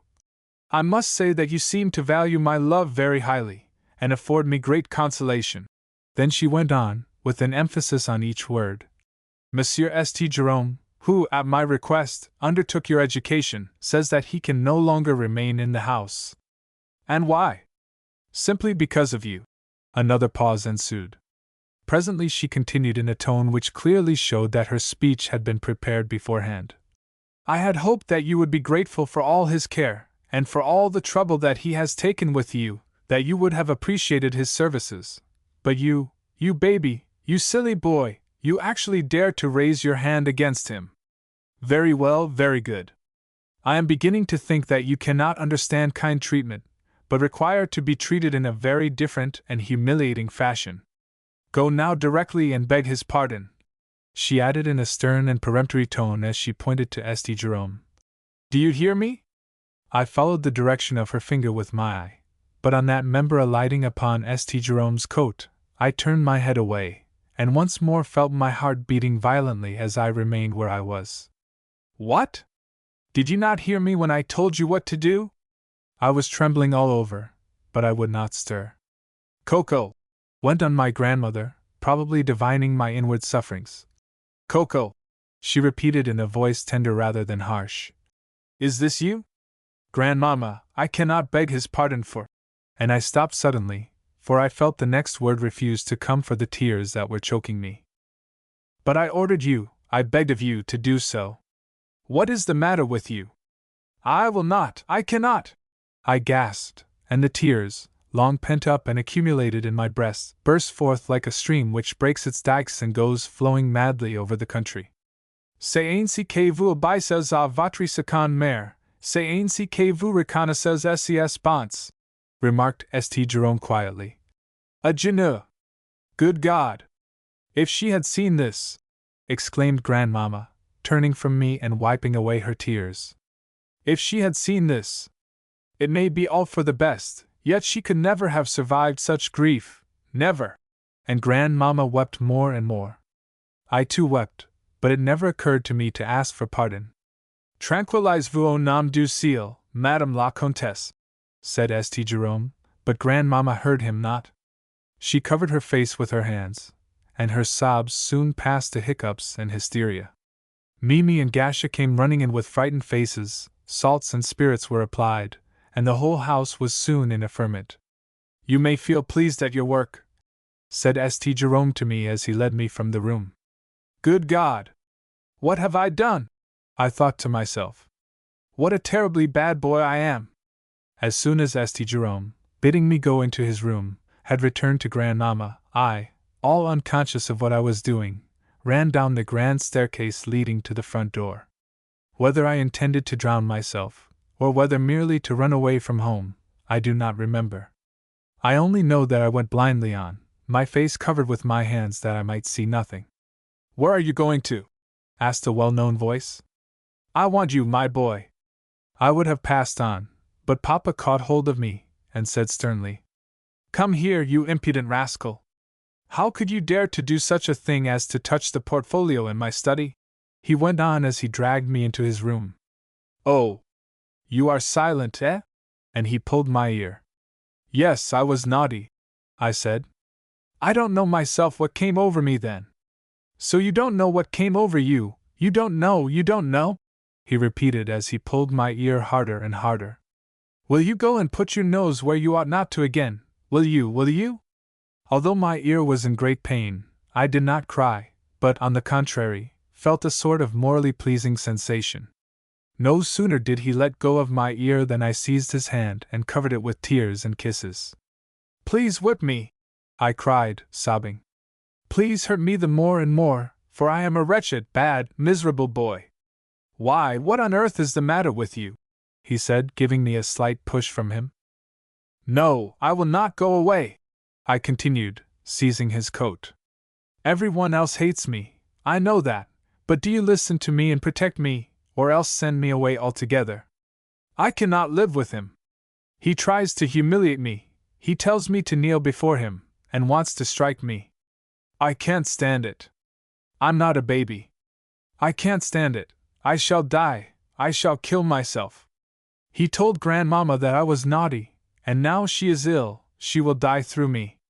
It is all his fault. Please let me. Why should he torment me? The tears choked my further speech.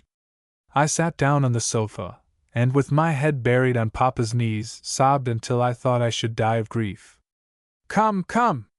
Why are you such a water pump? Said Papa compassionately, as he stooped over me. He is such a bully! He is murdering me! I shall die! Nobody loves me at all! I gasped almost inaudibly, and went into convulsions. Papa lifted me up, and carried me to my bedroom, where I fell asleep. When I awoke it was late. Only a solitary candle burned in the room, while beside the bed there were seated Mimi, Lubotshka, and our doctor. In their faces I could discern anxiety for my health, so, although I felt so well after my 12 hours' sleep that I could have got up directly, I thought it best to let them continue thinking that I was unwell. 17. Hatred. Yes, it was the real feeling of hatred that was mine now, not the hatred of which one reads in novels, and in the existence of which I do not believe, the hatred which finds satisfaction in doing harm to a fellow creature, but the hatred which consists of an unconquerable aversion to a person who may be wholly deserving of your esteem, yet whose very hair, neck, walk, voice, limbs, movements, and everything else are disgusting to you, while all the while an incomprehensible force attracts you towards him, and compels you to follow his slightest acts with anxious attention. This was the feeling which I cherished for St. Jerome, who had lived with us now for a year and a half. Judging coolly of the man at this time of day, I find that he was a true Frenchman, but a Frenchman in the better acceptation of the term. He was fairly well educated, and fulfilled his duties to us conscientiously, but he had the peculiar features of fickle egotism, boastfulness, impertinence, and ignorant self-assurance which are common to all his countrymen, as well as entirely opposed to the Russian character. All this set me against him. Grandmama had signified to him her dislike for corporal punishment, and therefore he dared not beat us, but he frequently threatened us, particularly myself, with the cane, and would utter the word fouetter as though it were fwatter in an expressive and detestable way which always gave me the idea that to whip me would afford him the greatest possible satisfaction. I was not in the least afraid of the bodily pain, for I had never experienced it. It was the mere idea that he could beat me that threw me into such paroxysms of wrath and despair. True, Karl Ivanitch sometimes, in moments of exasperation, had recourse to a ruler or to his braces, but that I can look back upon without anger. Even if he had struck me at the time of which I am now speaking, namely, when I was 14 years old, I should have submitted quietly to the correction, for I loved him, and had known him all my life, and looked upon him as a member of our family, but St. Jerome was a conceited, opinionated fellow for whom I felt merely the unwilling respect which I entertained for all persons older than myself. Karl Ivanitch was a comical old uncle, whom I loved with my whole heart, but who, according to my childish conception of social distinctions, ranked below us, whereas St. Jerome was a well-educated, handsome young dandy who was for showing himself the equal of any one. Karl Ivanitch had always scolded and punished us coolly, as though he thought it a necessary, but extremely disagreeable, duty. St. Jerome, on the contrary, always liked to emphasize his part as judge when correcting us, and clearly did it as much for his own satisfaction as for our good. He loved authority. Nevertheless, I always found his grandiloquent French phrases, which he pronounced with a strong emphasis on all the final syllables, inexpressibly disgusting, whereas Karl, when angry, had never said anything beyond, "What a foolish puppet comedy it is!" or, "You boys are as irritating as Spanish fly," which he always called Spaniard fly. St. Jerome, however, had names for us like mauvais sujet, villain, garment, and so forth, epithets which greatly offended my self-respect. When Karl Ivanitch ordered us to kneel in the corner with our faces to the wall, the punishment consisted merely in the bodily discomfort of the position, whereas St. Jerome, in such cases, always assumed a haughty air, made a grandiose gesture with his hand, and exclaiming in a pseudo-tragic tone, A genou, mauvais sujet, ordered us to kneel with our faces towards him, and to crave his pardon. His punishment consisted in humiliation. However, on the present occasion the punishment never came, nor was the matter ever referred to again. Yet I could not forget all that I had gone through, the shame, the fear, and the hatred of those 2 days. From that time forth, St. Jerome appeared to give me up in despair, and took no further trouble with me, yet I could not bring myself to treat him with indifference. Every time that our eyes met I felt that my look expressed only too plainly my dislike, and though I tried hard to assume a careless air, he seemed to divine my hypocrisy, until I was forced to blush and turn away. In short, it was a terrible trial to me to have anything to do with him. 18. The maidservant's room. I began to feel more and more lonely, until my chief solace lay in solitary reflection and observation. Of the favorite subject of my reflections I shall speak in the next chapter. The scene where I indulged in them was, for preference, the maidservant's room, where a plot suitable for a novel was in progress, a plot which touched and engrossed me to the highest degree. The heroine of the romance was, of course, Masha. She was in love with Basil, who had known her before she had become a servant in our house, and who had promised to marry her some day. Unfortunately, fate, which had separated them 5 years ago, and afterwards reunited them in Grandmamma's abode, next proceeded to interpose an obstacle between them in the shape of Masha's uncle, our man Nicola, who would not hear of his niece marrying that uneducated and unbearable fellow, as he called Basil. One effect of the obstacle had been to make the otherwise slightly cool and indifferent Basil fall as passionately in love with Masha as it is possible for a man to be who is only a servant and a tailor, wears a red shirt, and has his hair pomaded. Although his methods of expressing his affection were odd, for instance, whenever he met Masha he always endeavored to inflict upon her some bodily pain, either by pinching her, giving her a slap with his open hand, or squeezing her so hard that she could scarcely breathe. That affection was sincere enough, and he proved it by the fact that, from the moment when Nicola refused him his niece's hand, his grief led him to drinking, and to frequenting taverns, until he proved so unruly that more than once he had to be sent to undergo a humiliating chastisement at the police station. Nevertheless, these faults of his and their consequences only served to elevate him in Masha's eyes, and to increase her love for him. Whenever he was in the hands of the police, she would sit crying the whole day, and complain to Gasha of her hard fate. Gasha played an active part in the affairs of these unfortunate lovers. Then, regardless of her uncle's anger and blows, she would stealthily make her way to the police station, there to visit and console her swain. Excuse me, reader, for introducing you to such company. Nevertheless, if the cords of love and compassion have not wholly snapped in your soul, you will find, even in that maidservant's room, something which may cause them to vibrate again. So, whether you please to follow me or not, I will return to the alcove on the staircase whence I was able to observe all that passed in that room. From my post I could see the stove couch, with, upon it, an iron, an old capstand with its peg bent crooked, a washtub, and a basin. There, too, was the window, with, in fine disorder before it, a piece of black wax, some fragments of silk, a half-eaten cucumber, a box of sweets, and so on. There, too, was the large table at which she used to sit in the pink cotton dress which I admired so much, and the blue handkerchief which always caught my attention so. She would be sewing, though interrupting her work at intervals to scratch her head a little, to bite the end of her thread, or to snuff the candle, and I would think to myself, why was she not born a lady, she with her blue eyes, beautiful fair hair, and magnificent bust? How splendid she would look if she were sitting in a drawing-room and dressed in a cap with pink ribbons and a silk gown, not one like Mimi's, but one like the gown which I saw the other day on the Tversky Boulevard. Yes, she would work at the embroidery frame, and I would sit and look at her in the mirror, and be ready to do whatsoever she wanted, to help her on with her mantle or to hand her food. As for Basil's drunken face and horrid figure in the scanty coat with the red shirt showing beneath it, well, in his every gesture, in his every movement of his back, I seemed always to see signs of the humiliating chastisements which he had undergone. Ah, Basil! Again? Cried Masha on one occasion as she stuck her needle into the pincushion. but without looking up at the person who was entering. "What is the good of a man like him?" was Basil's first remark.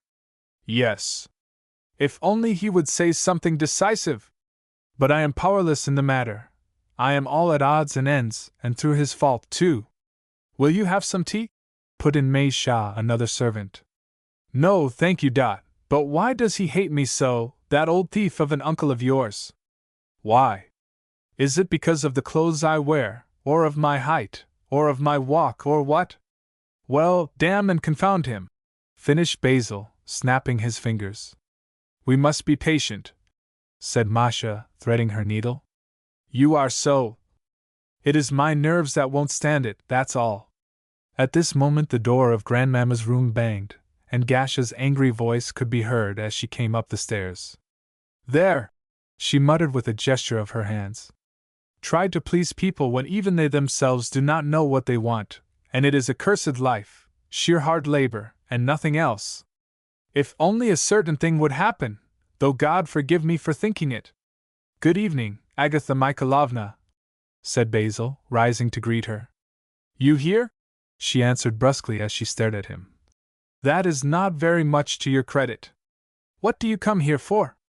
Is the maid's room a proper place for men?" "I wanted to see how you were," said Basil soothingly. "I shall soon be breathing my last, that's how I am," cried Gasha, still greatly incensed. Basil laughed. "Oh, there's nothing to laugh at when I say that I shall soon be dead. But that's how it will be, all the same. Just look at the drunkard. Marry her, would he? The fool! Come, get out of here!" And with a stamp of her foot on the floor, Gasha retreated to her own room, and banged the door behind her until the window rattled again. For a while she could be heard scolding at everything, flinging dresses and other things about, and pulling the ears of her favorite cat. Then the door opened again, and Puss, mewing pitifully, was flung forth by the tail. "I had better come another time for tea," said Basil in a whisper. "At some better time for our meeting." "No, no," put in Mei Sha. "I'll go and fetch the urn at once. I mean to put an end to things soon," went on Basil, seating himself beside Masha as soon as ever Mei Sha had left the room. "I had much better go straight to the Countess, and say so and so, or I will throw up my situation and go off into the world. Oh dear, oh dear! And am I to remain here? Ah, there's the difficulty. That's what I feel so badly about. You have been my sweetheart so long, you see. Ah, dear me! Why don't you bring me your shirts to wash, Basil?" asked Masha after a pause, during which she had been inspecting his wristbands. At this moment Grandmamma's bell rang, and Gasha issued from her room again. "What do you want with her, you impudent fellow?" she cried as she pushed Basil, who had risen at her entrance, before her towards the door. "First you lead a girl on, and then you want to lead her further still. I suppose it amuses you to see her tears. There's the door, now. Off you go! We want your room, not your company. And what good can you see in him?" she went on, turning to Masha. "Has not your uncle been walking into you today already? No, she must stick to her promise, forsooth. I will have no one but Basil, fool that you are. Yes, I will have no one but him. I'll never love any one else. I could kill myself for him," poor Masha burst out, the tears suddenly gushing forth. For a while I stood watching her as she wiped away those tears. Then I fell to contemplating Basil attentively, in the hope of finding out what there was in him that she found so attractive. Yet, though I sympathized with her sincerely in her grief, I could not for the life of me understand how such a charming creature as I considered her to be could love a man like him. "When I become a man," I thought to myself as I returned to my room, "Petrovsko shall be mine, and Basil and Masha my servants. Some day, when I am sitting in my study and smoking a pipe, Masha will chance to pass the door on her way to the kitchen with an iron, and I shall say, 'Masha, come here,' and she will enter, and there will be no one else in the room. Then suddenly Basil too will enter, and on seeing her, will cry, 'My sweetheart is lost to me,' and Masha will begin to weep. Then I shall say, 'Basil, I know that you love her, and that she loves you. Here are 1,000 rubles for you. Marry her, and may God grant you both happiness.' Then I shall leave them together. Among the countless thoughts and fancies which pass, without logic or sequence, through the mind and the imagination, there are always some which leave behind them a mark so profound that, without remembering their exact subject, we can at least recall that something good has passed through our brain, and try to retain and reproduce its effect. Such was the mark left upon my consciousness by the idea of sacrificing my feelings to Masha's happiness, seeing that she believed that she could attain it only through a union with Basil. 19. Boyhood. Perhaps people will scarcely believe me when I tell them what were the dearest, most constant, objects of my reflections during my boyhood, so little did those objects consort with my age and position. Yet, in my opinion, contrast between a man's actual position and his moral activity constitutes the most reliable sign of his genuineness. During the period when I was leading a solitary and self-centered moral life, I was much taken up with abstract thoughts on man's destiny, on a future life, and on the immortality of the soul, and with all the ardor of inexperience, strove to make my youthful intellect solve those questions, the questions which constitute the highest level of thought to which the human intellect can tend, but a final decision of which the human intellect can never succeed in attaining. I believe the intellect to take the same course of development in the individual as in the mass, as also that the thoughts which serve as a basis for philosophical theories are an inseparable part of that intellect, and that every man must be more or less conscious of those thoughts before he can know anything of the existence of philosophical theories. To my own mind those thoughts presented themselves with such clarity and force that I tried to apply them to life, in the fond belief that I was the first to have discovered such splendid and invaluable truths. Sometimes I would suppose that happiness depends, not upon external causes themselves, but only upon our relation to them, and that, provided a man can accustom himself to bearing suffering, he need never be unhappy. To prove the latter hypothesis, I would, despite the horrible pain, hold out a Tatischev's dictionary at arm's length for 5 minutes at a time, or else go into the storeroom and scourge my back with cords until the tears involuntarily came to my eyes. Another time, suddenly bethinking me that death might find me at any hour or any minute, I came to the conclusion that man could only be happy by using the present to the full and taking no thought for the future. Indeed, I wondered how people had never found that out before. Acting under the influence of the new idea, I laid my lesson books aside for 2 or 3 days, and reposing on my bed, gave myself up to novel reading and the eating of gingerbread and honey which I had bought with my last remaining coins. Again, standing one day before the blackboard and smearing figures on it with honey, I was struck with the thought, why is symmetry so agreeable to the eye? What is symmetry? Of course it is an innate sense, I continued. Yet what is its basis? Perhaps everything in life is symmetry? But no, on the contrary, this is life. And I drew an oblong figure on the board. And after life the soul passes to eternity. Here I drew a line from one end of the oblong figure to the edge of the board. Why should there not be a corresponding line on the other side? If there be an eternity on one side, there must surely be a corresponding one on the other? That means that we have existed in a previous life, but have lost the recollection of it. This conclusion, which seemed to me at the time both clear and novel, but the arguments for which it would be difficult for me, at this distance of time, to piece together, pleased me extremely, so I took a piece of paper and tried to write it down. But at the first attempt such a rush of other thoughts came whirling through my brain that I was obliged to jump up and pace the room. At the window, my attention was arrested by a driver harnessing a horse to a water cart, and at once my mind concentrated itself upon the decision of the question. Into what animal or human being will the spirit of that horse pass at death? Just at that moment, Wulida passed through the room, and smiled to see me absorbed in speculative thoughts. His smile at once made me feel that all that I had been thinking about was utter nonsense. I have related all this as I recollected in order to show the reader the nature of my cogitations. No philosophical theory attracted me so much as skepticism, which at one period brought me to a state of mind verging upon insanity.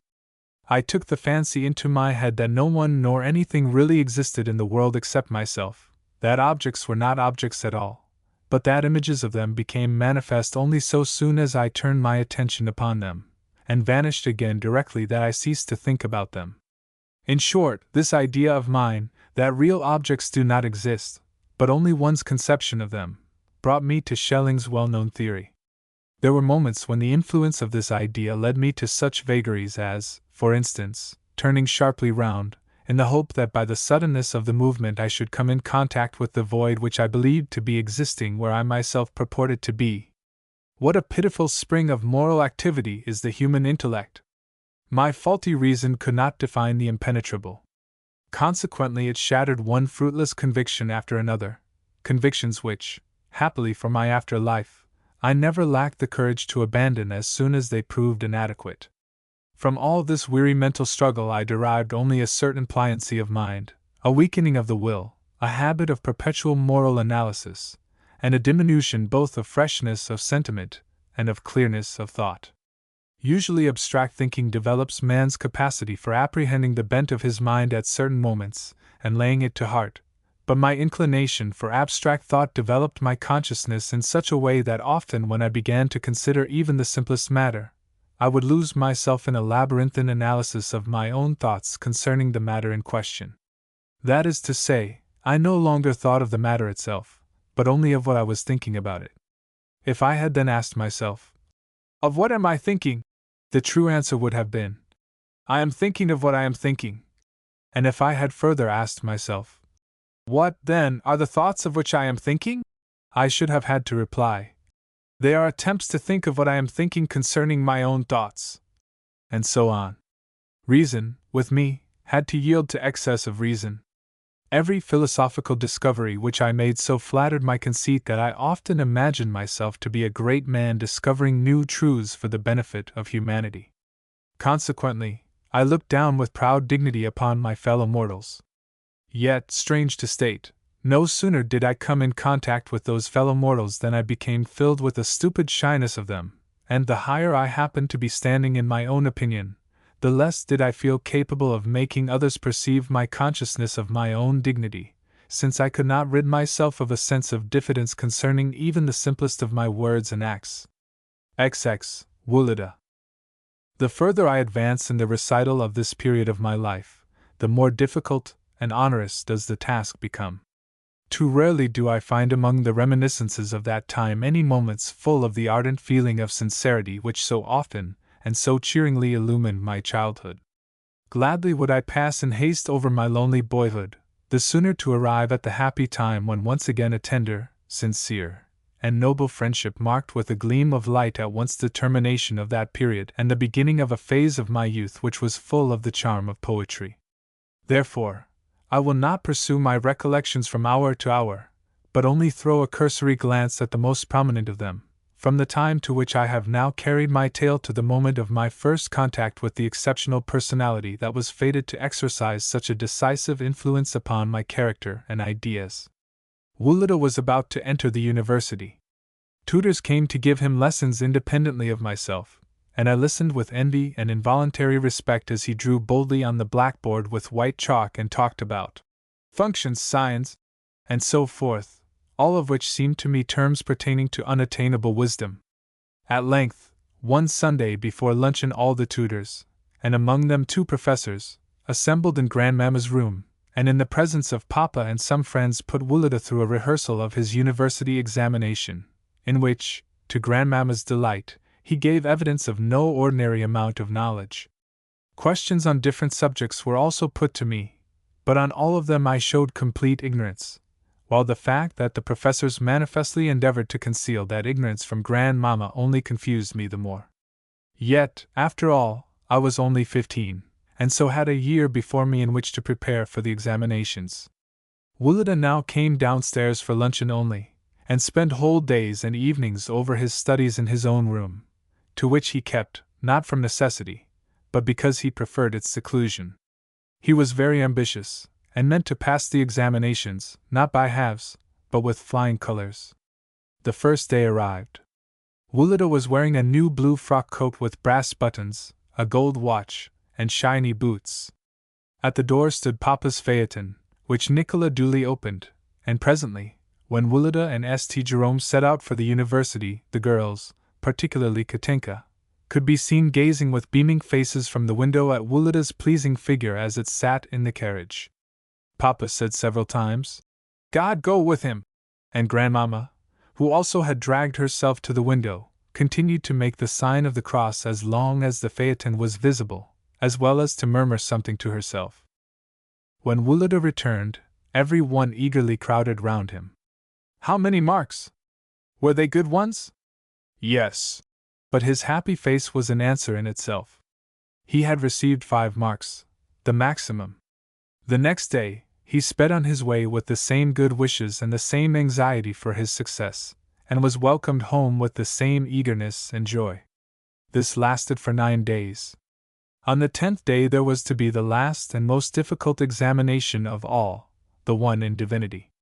We all stood at the window, and watched for him with greater impatience than ever. 2 o'clock, and yet no Wulada. "Here they come, Papa! Here they come!"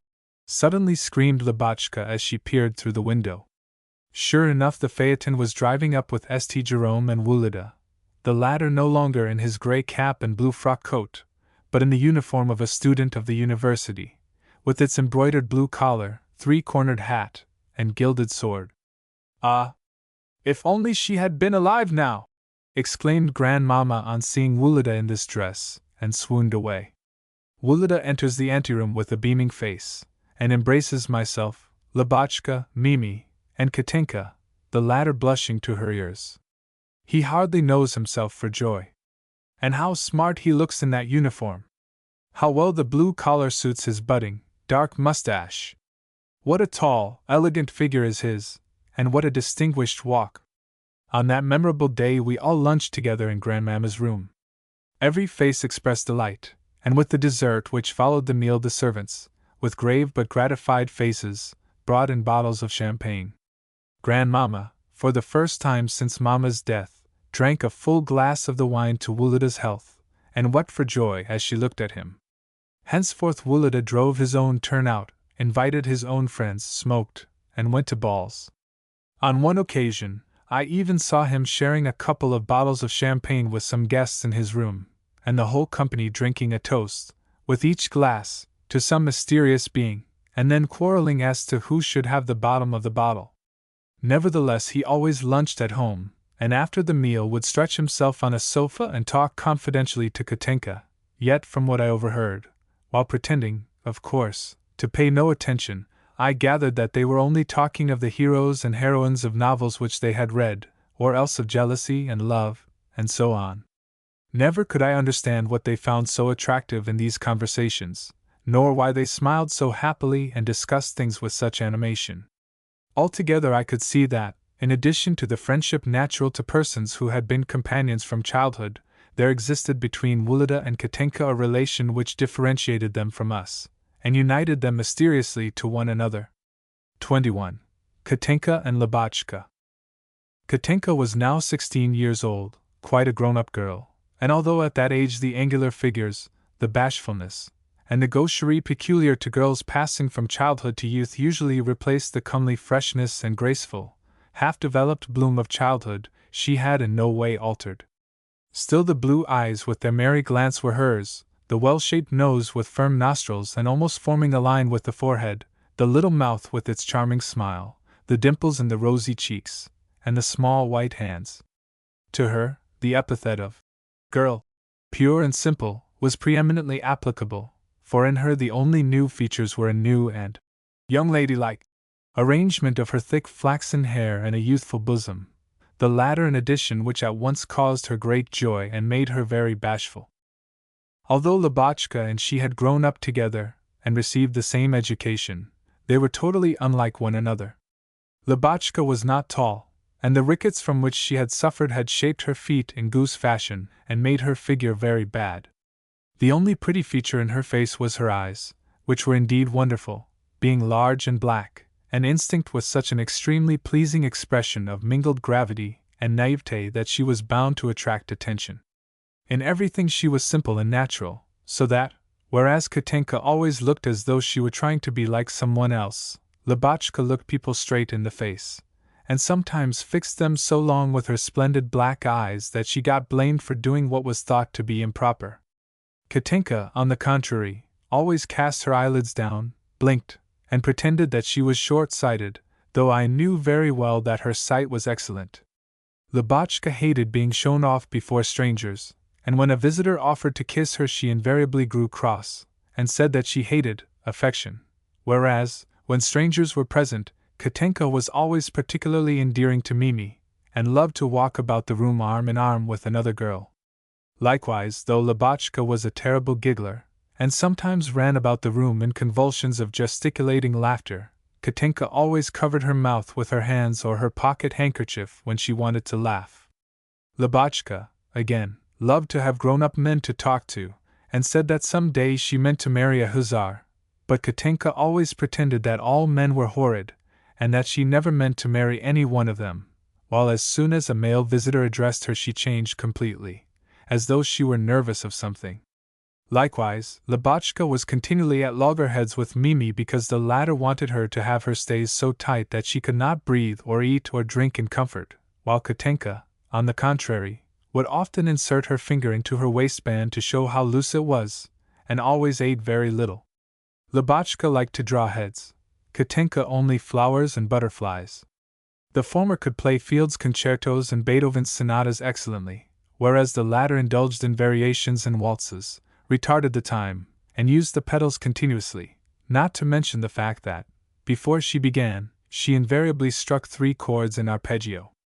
Nevertheless, in those days I thought Katinka much the grander person of the two, and liked her the best. 22. Papa. Papa had been in a particularly good humor ever since Wulida had passed into the university, and came much oftener to dine with Grandmamma. However, I knew from Nicola that he had won a great deal lately.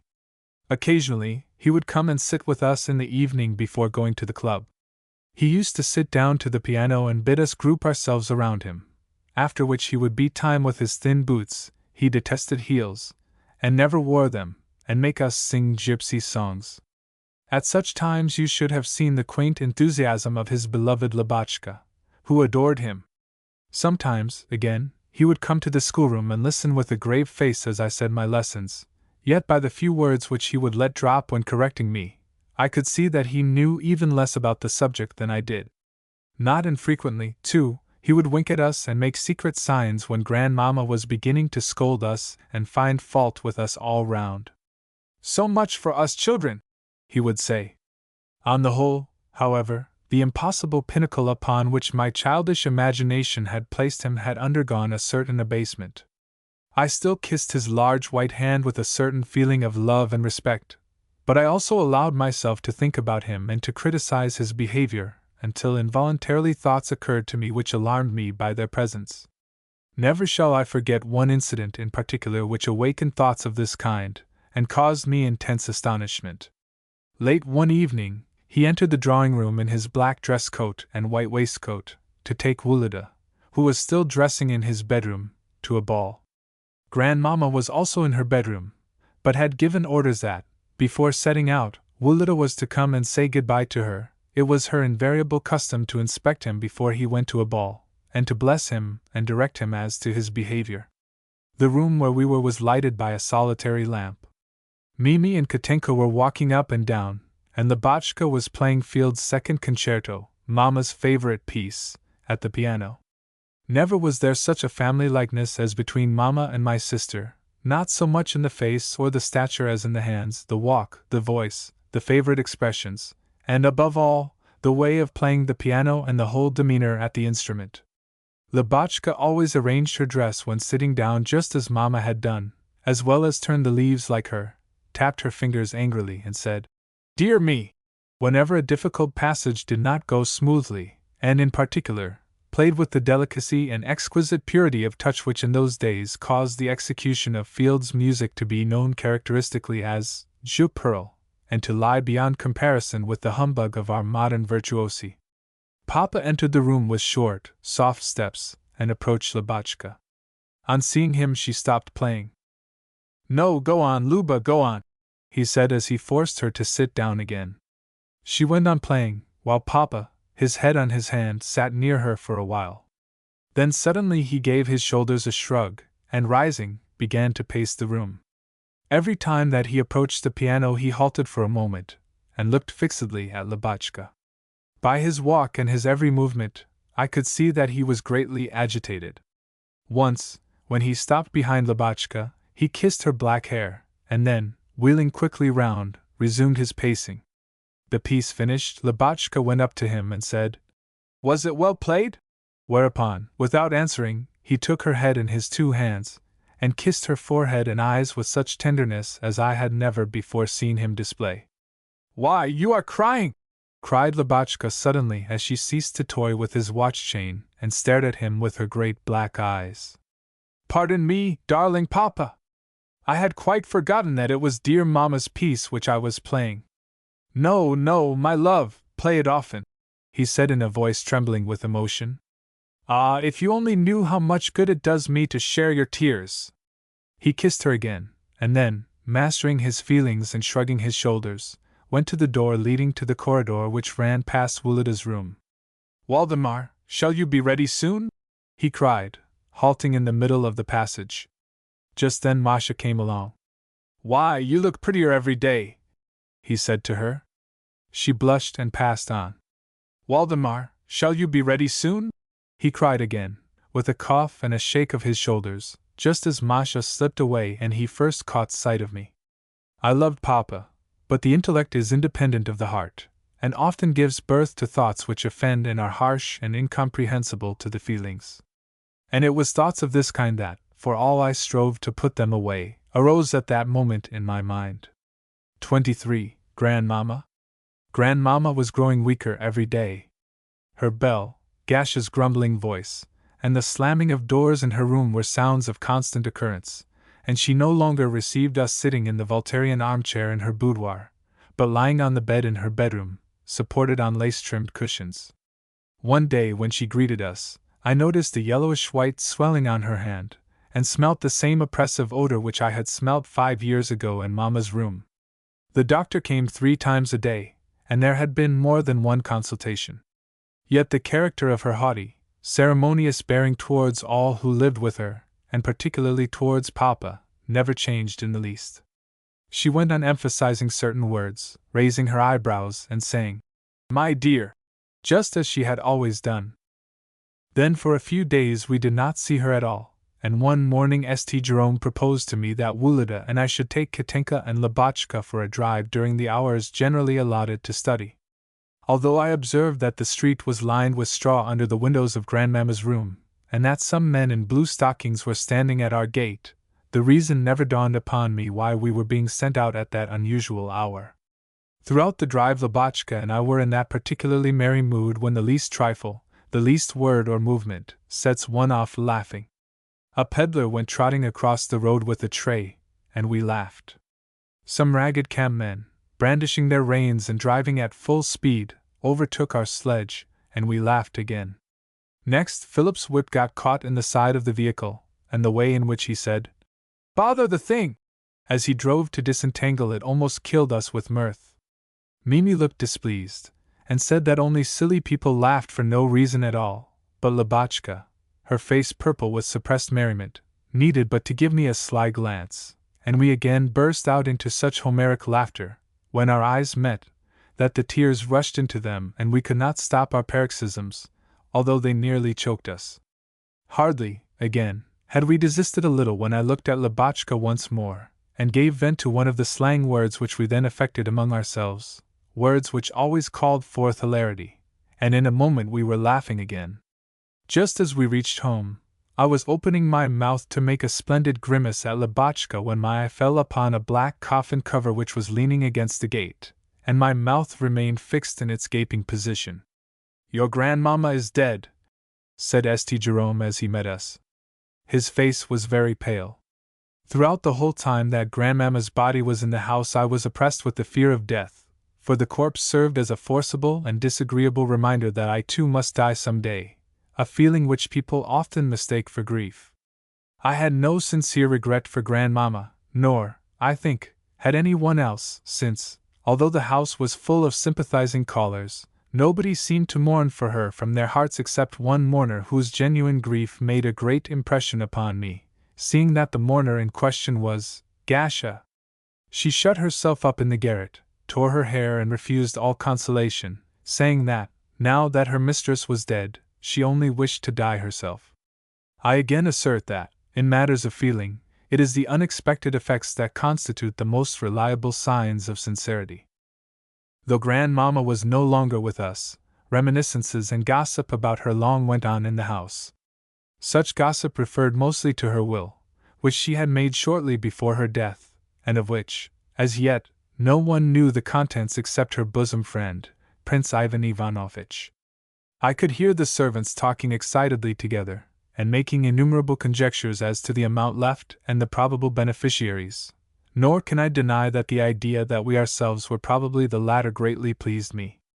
6 weeks later, Nicola, who acted as regular news agent to the house, informed me that Grandmamma had left the whole of her fortune to Lubotshka, with, as her trustee until her majority, not Papa, but Prince Ivan Ivanovitch. 24. Myself. Only a few months remained before I was to matriculate for the university, yet I was making such good progress that I felt no apprehensions, and even took a pleasure in my studies. I kept in good heart, and learnt my lessons fluently and intelligently. The faculty I had selected was the mathematical one, probably, to tell the truth, because the terms tangent, differentials, integrals, and so forth pleased my fancy. Though stout and broad-shouldered, I was shorter than Wulida, while my ugliness of face still remained and tormented me as much as ever. By way of compensation, I tried to appear original. Yet one thing comforted me, namely, that Papa had said that I had an intelligent face. I quite believed him. St. Jerome was not only satisfied with me, but actually had taken to praising me. Consequently, I had now ceased to hate him. In fact, when one day he said that, with my capacities and my intellect, it would be shameful for me not to accomplish this, that, or the other thing, I believe I almost liked him. I had long ago given up keeping observation on the maidservant's room, for I was now ashamed to hide behind doors. Likewise, I confess that the knowledge of Masha's love for Basil had greatly cooled my ardor for her, and that my passion underwent a final cure by their marriage, a consummation to which I myself contributed by, at Basil's request, asking Papa's consent to the union. When the newly married couple brought trays of cakes and sweetmeats to Papa as a thank-offering, and Masha, in a cap with blue ribbons, kissed each of us on the shoulder in token of her gratitude, I merely noticed the scent of the rose pomade on her hair, but felt no other sensation. In general, I was beginning to get the better of my youthful defects, with the exception of the principal one, the one of which I shall often again have to speak in relating my life's history, namely, the tendency to abstract thought. 25. Wulida's friends. Although, when in the society of Wulida's friends, I had to play a part that hurt my pride, I liked sitting in his room when he had visitors, and silently watching all they did. The two who came most frequently to see him were a military adjutant called Dubkov and a student named Prince Nekhludoff. Dubkov was a little dark-haired, highly strung man who, though short of stature and no longer in his first youth, had a pleasing and invariably cheerful air. His was one of those limited natures which are agreeable through their very limitations, natures which cannot regard matters from every point of view, but which are nevertheless attracted by everything. Usually the reasoning of such persons is false and one-sided, yet always genuine and taking, wherefore their narrow egotism seems both amiable and excusable. There were two other reasons why Dubkov had charms for Wulida and myself, namely, the fact that he was of military appearance, and secondly, and principally, the fact that he was of a certain age, an age with which young people are apt to associate that quality of gentlemanliness, which is so highly esteemed at their time of life. However, he was in very truth un comme il faut. The only thing which I did not like about it all was that, in his presence, Wulida always seemed ashamed of my innocent behavior, and still more so of my youthfulness. As for Prince Nekhludoff, he was in no way handsome, since neither his small gray eyes, his low, projecting forehead, nor his disproportionately long hands and feet could be called good features. The only good points about him were his unusually tall stature, his delicate coloring, and his splendid teeth. Nevertheless, his face was of such an original, energetic character, owing to his narrow, sparkling eyes and ever-changing expression, now stern, now childlike, now smiling indeterminately, that it was impossible to help noticing it. As a rule he was very shy, and would blush to the ears at the smallest trifle, but it was a shyness altogether different from mine, seeing that, the more he blushed, the more determined-looking he grew, as though he were vexed at his own weakness. Although he was on very good terms with Wulida and Dubkoff, it was clearly chance which had united them thus, since their tastes were entirely dissimilar. Wulida and Dubkoff seemed to be afraid of anything like serious consideration or emotion, whereas Nekhludoff was beyond all things an enthusiast, and would often, despite their sarcastic remarks, plunge into dissertations on philosophical matters or matters of feeling. Again, the two former liked talking about the fair objects of their adoration. These were always numerous, and always shared by the friends in common, whereas Nekhludoff invariably grew annoyed when taxed with his love for a certain red-haired lady. Again, Wulida and Dubkoff often permitted themselves to criticize their relatives, and to find amusement in so doing, but Nekhludoff flew into a tremendous rage when on one occasion they referred to some weak points in the character of an aunt of his whom he adored. Finally, after supper Wulida and Dubkoff would usually go off to some place whither Nekhludoff would not accompany them, wherefore they called him a dainty girl. The very first time that I ever saw Prince Nekhludoff I was struck with his exterior and conversation. Yet, though I could discern a great similarity between his disposition and my own, or perhaps it was because I could so discern it, the impression which he produced upon me at first was anything but agreeable. I liked neither his quick glance, his hard voice, his proud bearing, nor, least of all, the utter indifference with which he treated me. Often, when conversing, I burned to contradict him, to punish his pride by confuting him, to show him that I was clever in spite of his disdainful neglect of my presence. But I was invariably prevented from doing so by my shyness. 26. Discussions. Wulida was lying reading a French novel on the sofa when I paid my usual visit to his room after my evening lessons. He looked up at me for a moment from his book, and then went on reading. This perfectly simple and natural movement, however, offended me. I conceived that the glance implied a question why I had come and a wish to hide his thoughts from me. I may say that at that period a tendency to attach a meaning to the most insignificant of acts formed a prominent feature in my character. So I went to the table and also took up a book to read. Yet, even before I had actually begun reading, the idea struck me how ridiculous it was that, although we had never seen one another all day, we should have not a word to exchange. "Are you going to stay in tonight, Wulida?" "I don't know." "Why?" "Oh, because—" Seeing that the conversation did not promise to be a success, I took up my book again, and began to read. Yet it was a strange thing that, though we sometimes passed whole hours together without speaking when we were alone, the mere presence of a third, sometimes of a taciturn and wholly uninteresting person, sufficed to plunge us into the most varied and engrossing of discussions. The truth was that we knew one another too well, and to know a person either too well or too little acts as a bar to intimacy. "Is Wulida at home?" came in Dubkoff's voice from the anteroom. "Yes," shouted Wulida, springing up and throwing aside his book. Dubkoff and Nekhludoff entered. "Are you coming to the theater, Wulida?" "No, I have no time," he replied with a blush. "Oh, never mind that. Come along." "But I haven't got a ticket." "Tickets, as many as you like, at the entrance." "Very well then, I'll be back in a minute," said Wulida evasively as he left the room. I knew very well that he wanted to go, but that he had declined because he had no money, and had now gone to borrow 5 rubles of one of the servants, to be repaid when he got his next allowance. "How do you do, diplomat?" said Dubkoff to me as he shook me by the hand. Wulida's friends had called me by that nickname since the day when Grandmama had said at luncheon that Wulida must go into the army, but that she would like to see me in the diplomatic service, dressed in a black frock coat, and with my hair arranged à la coque, the 2 essential requirements, in her opinion, of a diplomat. "Where has Wulida gone to?" asked Nekhludoff. "I don't know," I replied, blushing to think that nevertheless they had probably guessed his errand. "I suppose he has no money?" "Yes, I can see I am right, O diplomatist," he added, taking my smile as an answer in the affirmative. Well, I have none either. Have you any, Dubkoff? I'll see, replied Dubkoff, feeling for his pocket, and rummaging gingerly about with his squat little fingers among his small change.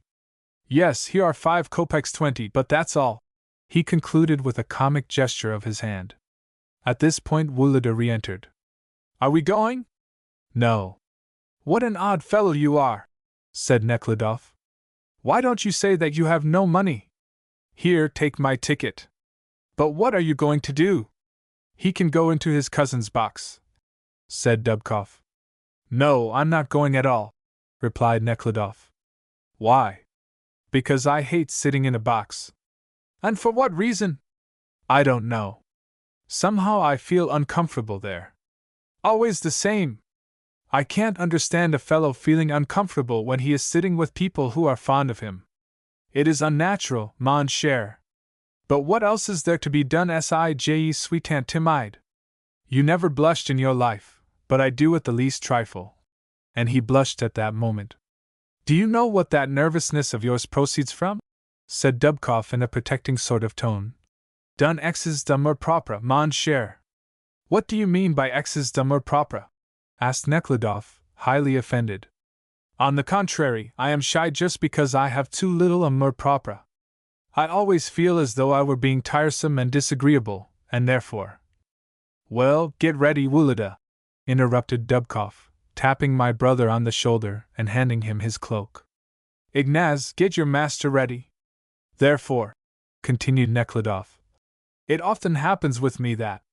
But Dubkoff was not listening. Tra-la-la-la, and he hummed a popular air. Oh, but I'm not going to let you off, went on Nekhludoff. I mean to prove to you that my shyness is not the result of conceit. You can prove it as we go along. But I have told you that I am not going. Well, then, stay here and prove it to the diplomat, and he can tell us all about it when we return. Yes, that's what I will do, said Nekhludoff with boyish obstinacy. So hurry up with your return. Well, do you think I am egotistic? He continued, seating himself beside me. True, I had a definite opinion on the subject, but I felt so taken aback by this unexpected question that at first I could make no reply. Yes, I do think so, I said at length in a faltering voice, and coloring at the thought that at last the moment had come when I could show him that I was clever. I think that everybody is egotistic, and that everything we do is done out of egotism. But what do you call egotism? Asked Nekhludoff, smiling, as I thought, a little contemptuously. Egotism is the conviction that we are better and cleverer than anyone else, I replied. But how can we all be filled with this conviction? He inquired. Well, I don't know if I am right or not. Certainly no one but myself seems to hold the opinion, but I believe that I am wiser than anyone else in the world, and that all of you know it. At least I can say for myself, observed Nekhludoff, that I have met a few people whom I believe to excel me in wisdom. It is impossible, I replied with conviction. Do you really think so? He said, looking at me gravely. Yes, really, I answered, and an idea crossed my mind which I proceeded to expound further. Let me prove it to you. Why do we love ourselves better than anyone else? Because we think ourselves better than anyone else, more worthy of our own love. If we thought others better than ourselves, we should love them better than ourselves, but that is never the case. And even if it were so, I should still be right, I added with an involuntary smile of complacency. For a few minutes Nekhludoff was silent. I never thought you were so clever, he said with a smile so good-humoured and charming that I at once felt happy. Praise exercises an all-potent influence, not only upon the feelings, but also upon the intellect, so that under the influence of that agreeable sensation I straightway felt much cleverer than before, and thoughts began to rush with extraordinary rapidity through my head. From egotism we passed insensibly to the theme of love, which seemed inexhaustible. Although our reasonings might have sounded nonsensical to a listener, so vague and one-sided were they, for ourselves they had a profound significance. Our minds were so perfectly in harmony that not a chord was struck in the one without awakening an echo in the other, and in this harmonious striking of different chords we found the greatest delight. Indeed, We felt as though time and language were insufficient to express the thoughts which seethed within us. 27. The beginning of our friendship. From that time forth, a strange, but exceedingly pleasant, relation subsisted between Dmitri Nekhludoff and myself. Before other people he paid me scanty attention, but as soon as ever we were alone, we would sit down together in some comfortable corner, and, forgetful both of time and of everything around us, fall to reasoning. We talked of a future life, of art, service, marriage, and education, nor did the idea ever occur to us that very possibly all we said was shocking nonsense. The reason why it never occurred to us was that the nonsense which we talked was good, sensible nonsense, and that, so long as one is young, one can appreciate good nonsense, and believe in it. In youth the powers of the mind are directed wholly to the future, and that future assumes such various, vivid, and alluring forms under the influence of hope based, not upon the experience of the past, but upon an assumed possibility of happiness to come, that such dreams of expected felicity constitute in themselves the true happiness of that period of our life. How I loved those moments in our metaphysical discussions which formed the major portion of our intercourse, when thoughts came thronging faster and faster, and succeeding one another at lightning speed, and growing more and more abstract, at length attained such a pitch of elevation that one felt powerless to express them, and said something quite different from what one had intended at first to say. How I liked those moments, too, when, carried higher and higher into the realms of thought, we suddenly felt that we could grasp its substance no longer and go no further. At carnival time Nekhludoff was so much taken up with one festivity and another that, though he came to see us several times a day, he never addressed a single word to me. This offended me so much that once again I found myself thinking him a haughty, disagreeable fellow, and only awaited an opportunity to show him that I no longer valued his company or felt any particular affection for him. Accordingly, the first time that he spoke to me after the carnival, I said that I had lessons to do, and went upstairs, but a quarter of an hour later someone opened the schoolroom door, and Nekhludoff entered. "Am I disturbing you?" he asked. "No," I replied, although I had at first intended to say that I had a great deal to do. "Then why did you run away just now? It is a long while since we had a talk together, and I have grown so accustomed to these discussions that I feel as though something were wanting." My anger had quite gone now, and Dmitri stood before me the same good and lovable being as before. "You know, perhaps, why I ran away," I said. "Perhaps I do," he answered, taking a seat near me. "However, though it is possible I know why, I cannot say it straight out, whereas you can. Then I will do so. I ran away because I was angry with you, well, not angry but grieved. I always have an idea that you despise me for being so young." "Well, do you know why I always feel so attracted towards you?" he replied, meeting my confession with a look of kind understanding.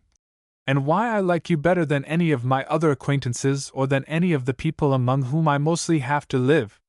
It is because I found out at once that you have the rare and astonishing gift of sincerity. Yes, I always confess the things of which I am most ashamed, but only to people in whom I trust," I said. "Ah, but to trust a man you must be his friend completely, and we are not friends yet, Nicholas. Remember how, when we were speaking of friendship, we agreed that, to be real friends, we ought to trust one another implicitly. I trust you in so far as that I feel convinced that you would never repeat a word of what I might tell you," I said. "Yet perhaps the most interesting and important thoughts of all are just those which we never tell one another, while the mean thoughts, the thoughts which, if we only knew that we had to confess them to one another, would probably never have the hardihood to enter our minds. Well, do you know what I am thinking of, Nicholas?" he broke off, rising and taking my hand with a smile. "I propose, and I feel sure that it would benefit us mutually, that we should pledge our word to one another to tell each other everything. We should then really know each other, and never have anything on our consciences. And, to guard against outsiders, let us also agree never to speak of one another to a third person. Suppose we do that?" "I agree," I replied. And we did it. What the result was shall be told hereafter. Kerr has said that every attachment has two sides: one loves, and the other allows himself to be loved; one kisses, and the other surrenders his cheek. That is perfectly true. In the case of our own attachment, it was I who kissed, and Dmitri who surrendered his cheek, though he, in his turn, was ready to pay me a similar salute. We loved equally because we knew and appreciated each other thoroughly, but this did not prevent him from exercising an influence over me, nor myself from rendering him adoration. It will readily be understood that Nekhludoff's influence caused me to adopt his bent of mind, the essence of which lay in an enthusiastic reverence for ideal virtue and a firm belief in man's vocation to perpetual perfection. To raise mankind, to abolish vice and misery, seemed at that time a task offering no difficulties. To educate oneself to every virtue, and so to achieve happiness, seemed a simple and easy matter. Only God Himself knows whether those blessed dreams of youth were ridiculous, or whose the fault was that they never became realized.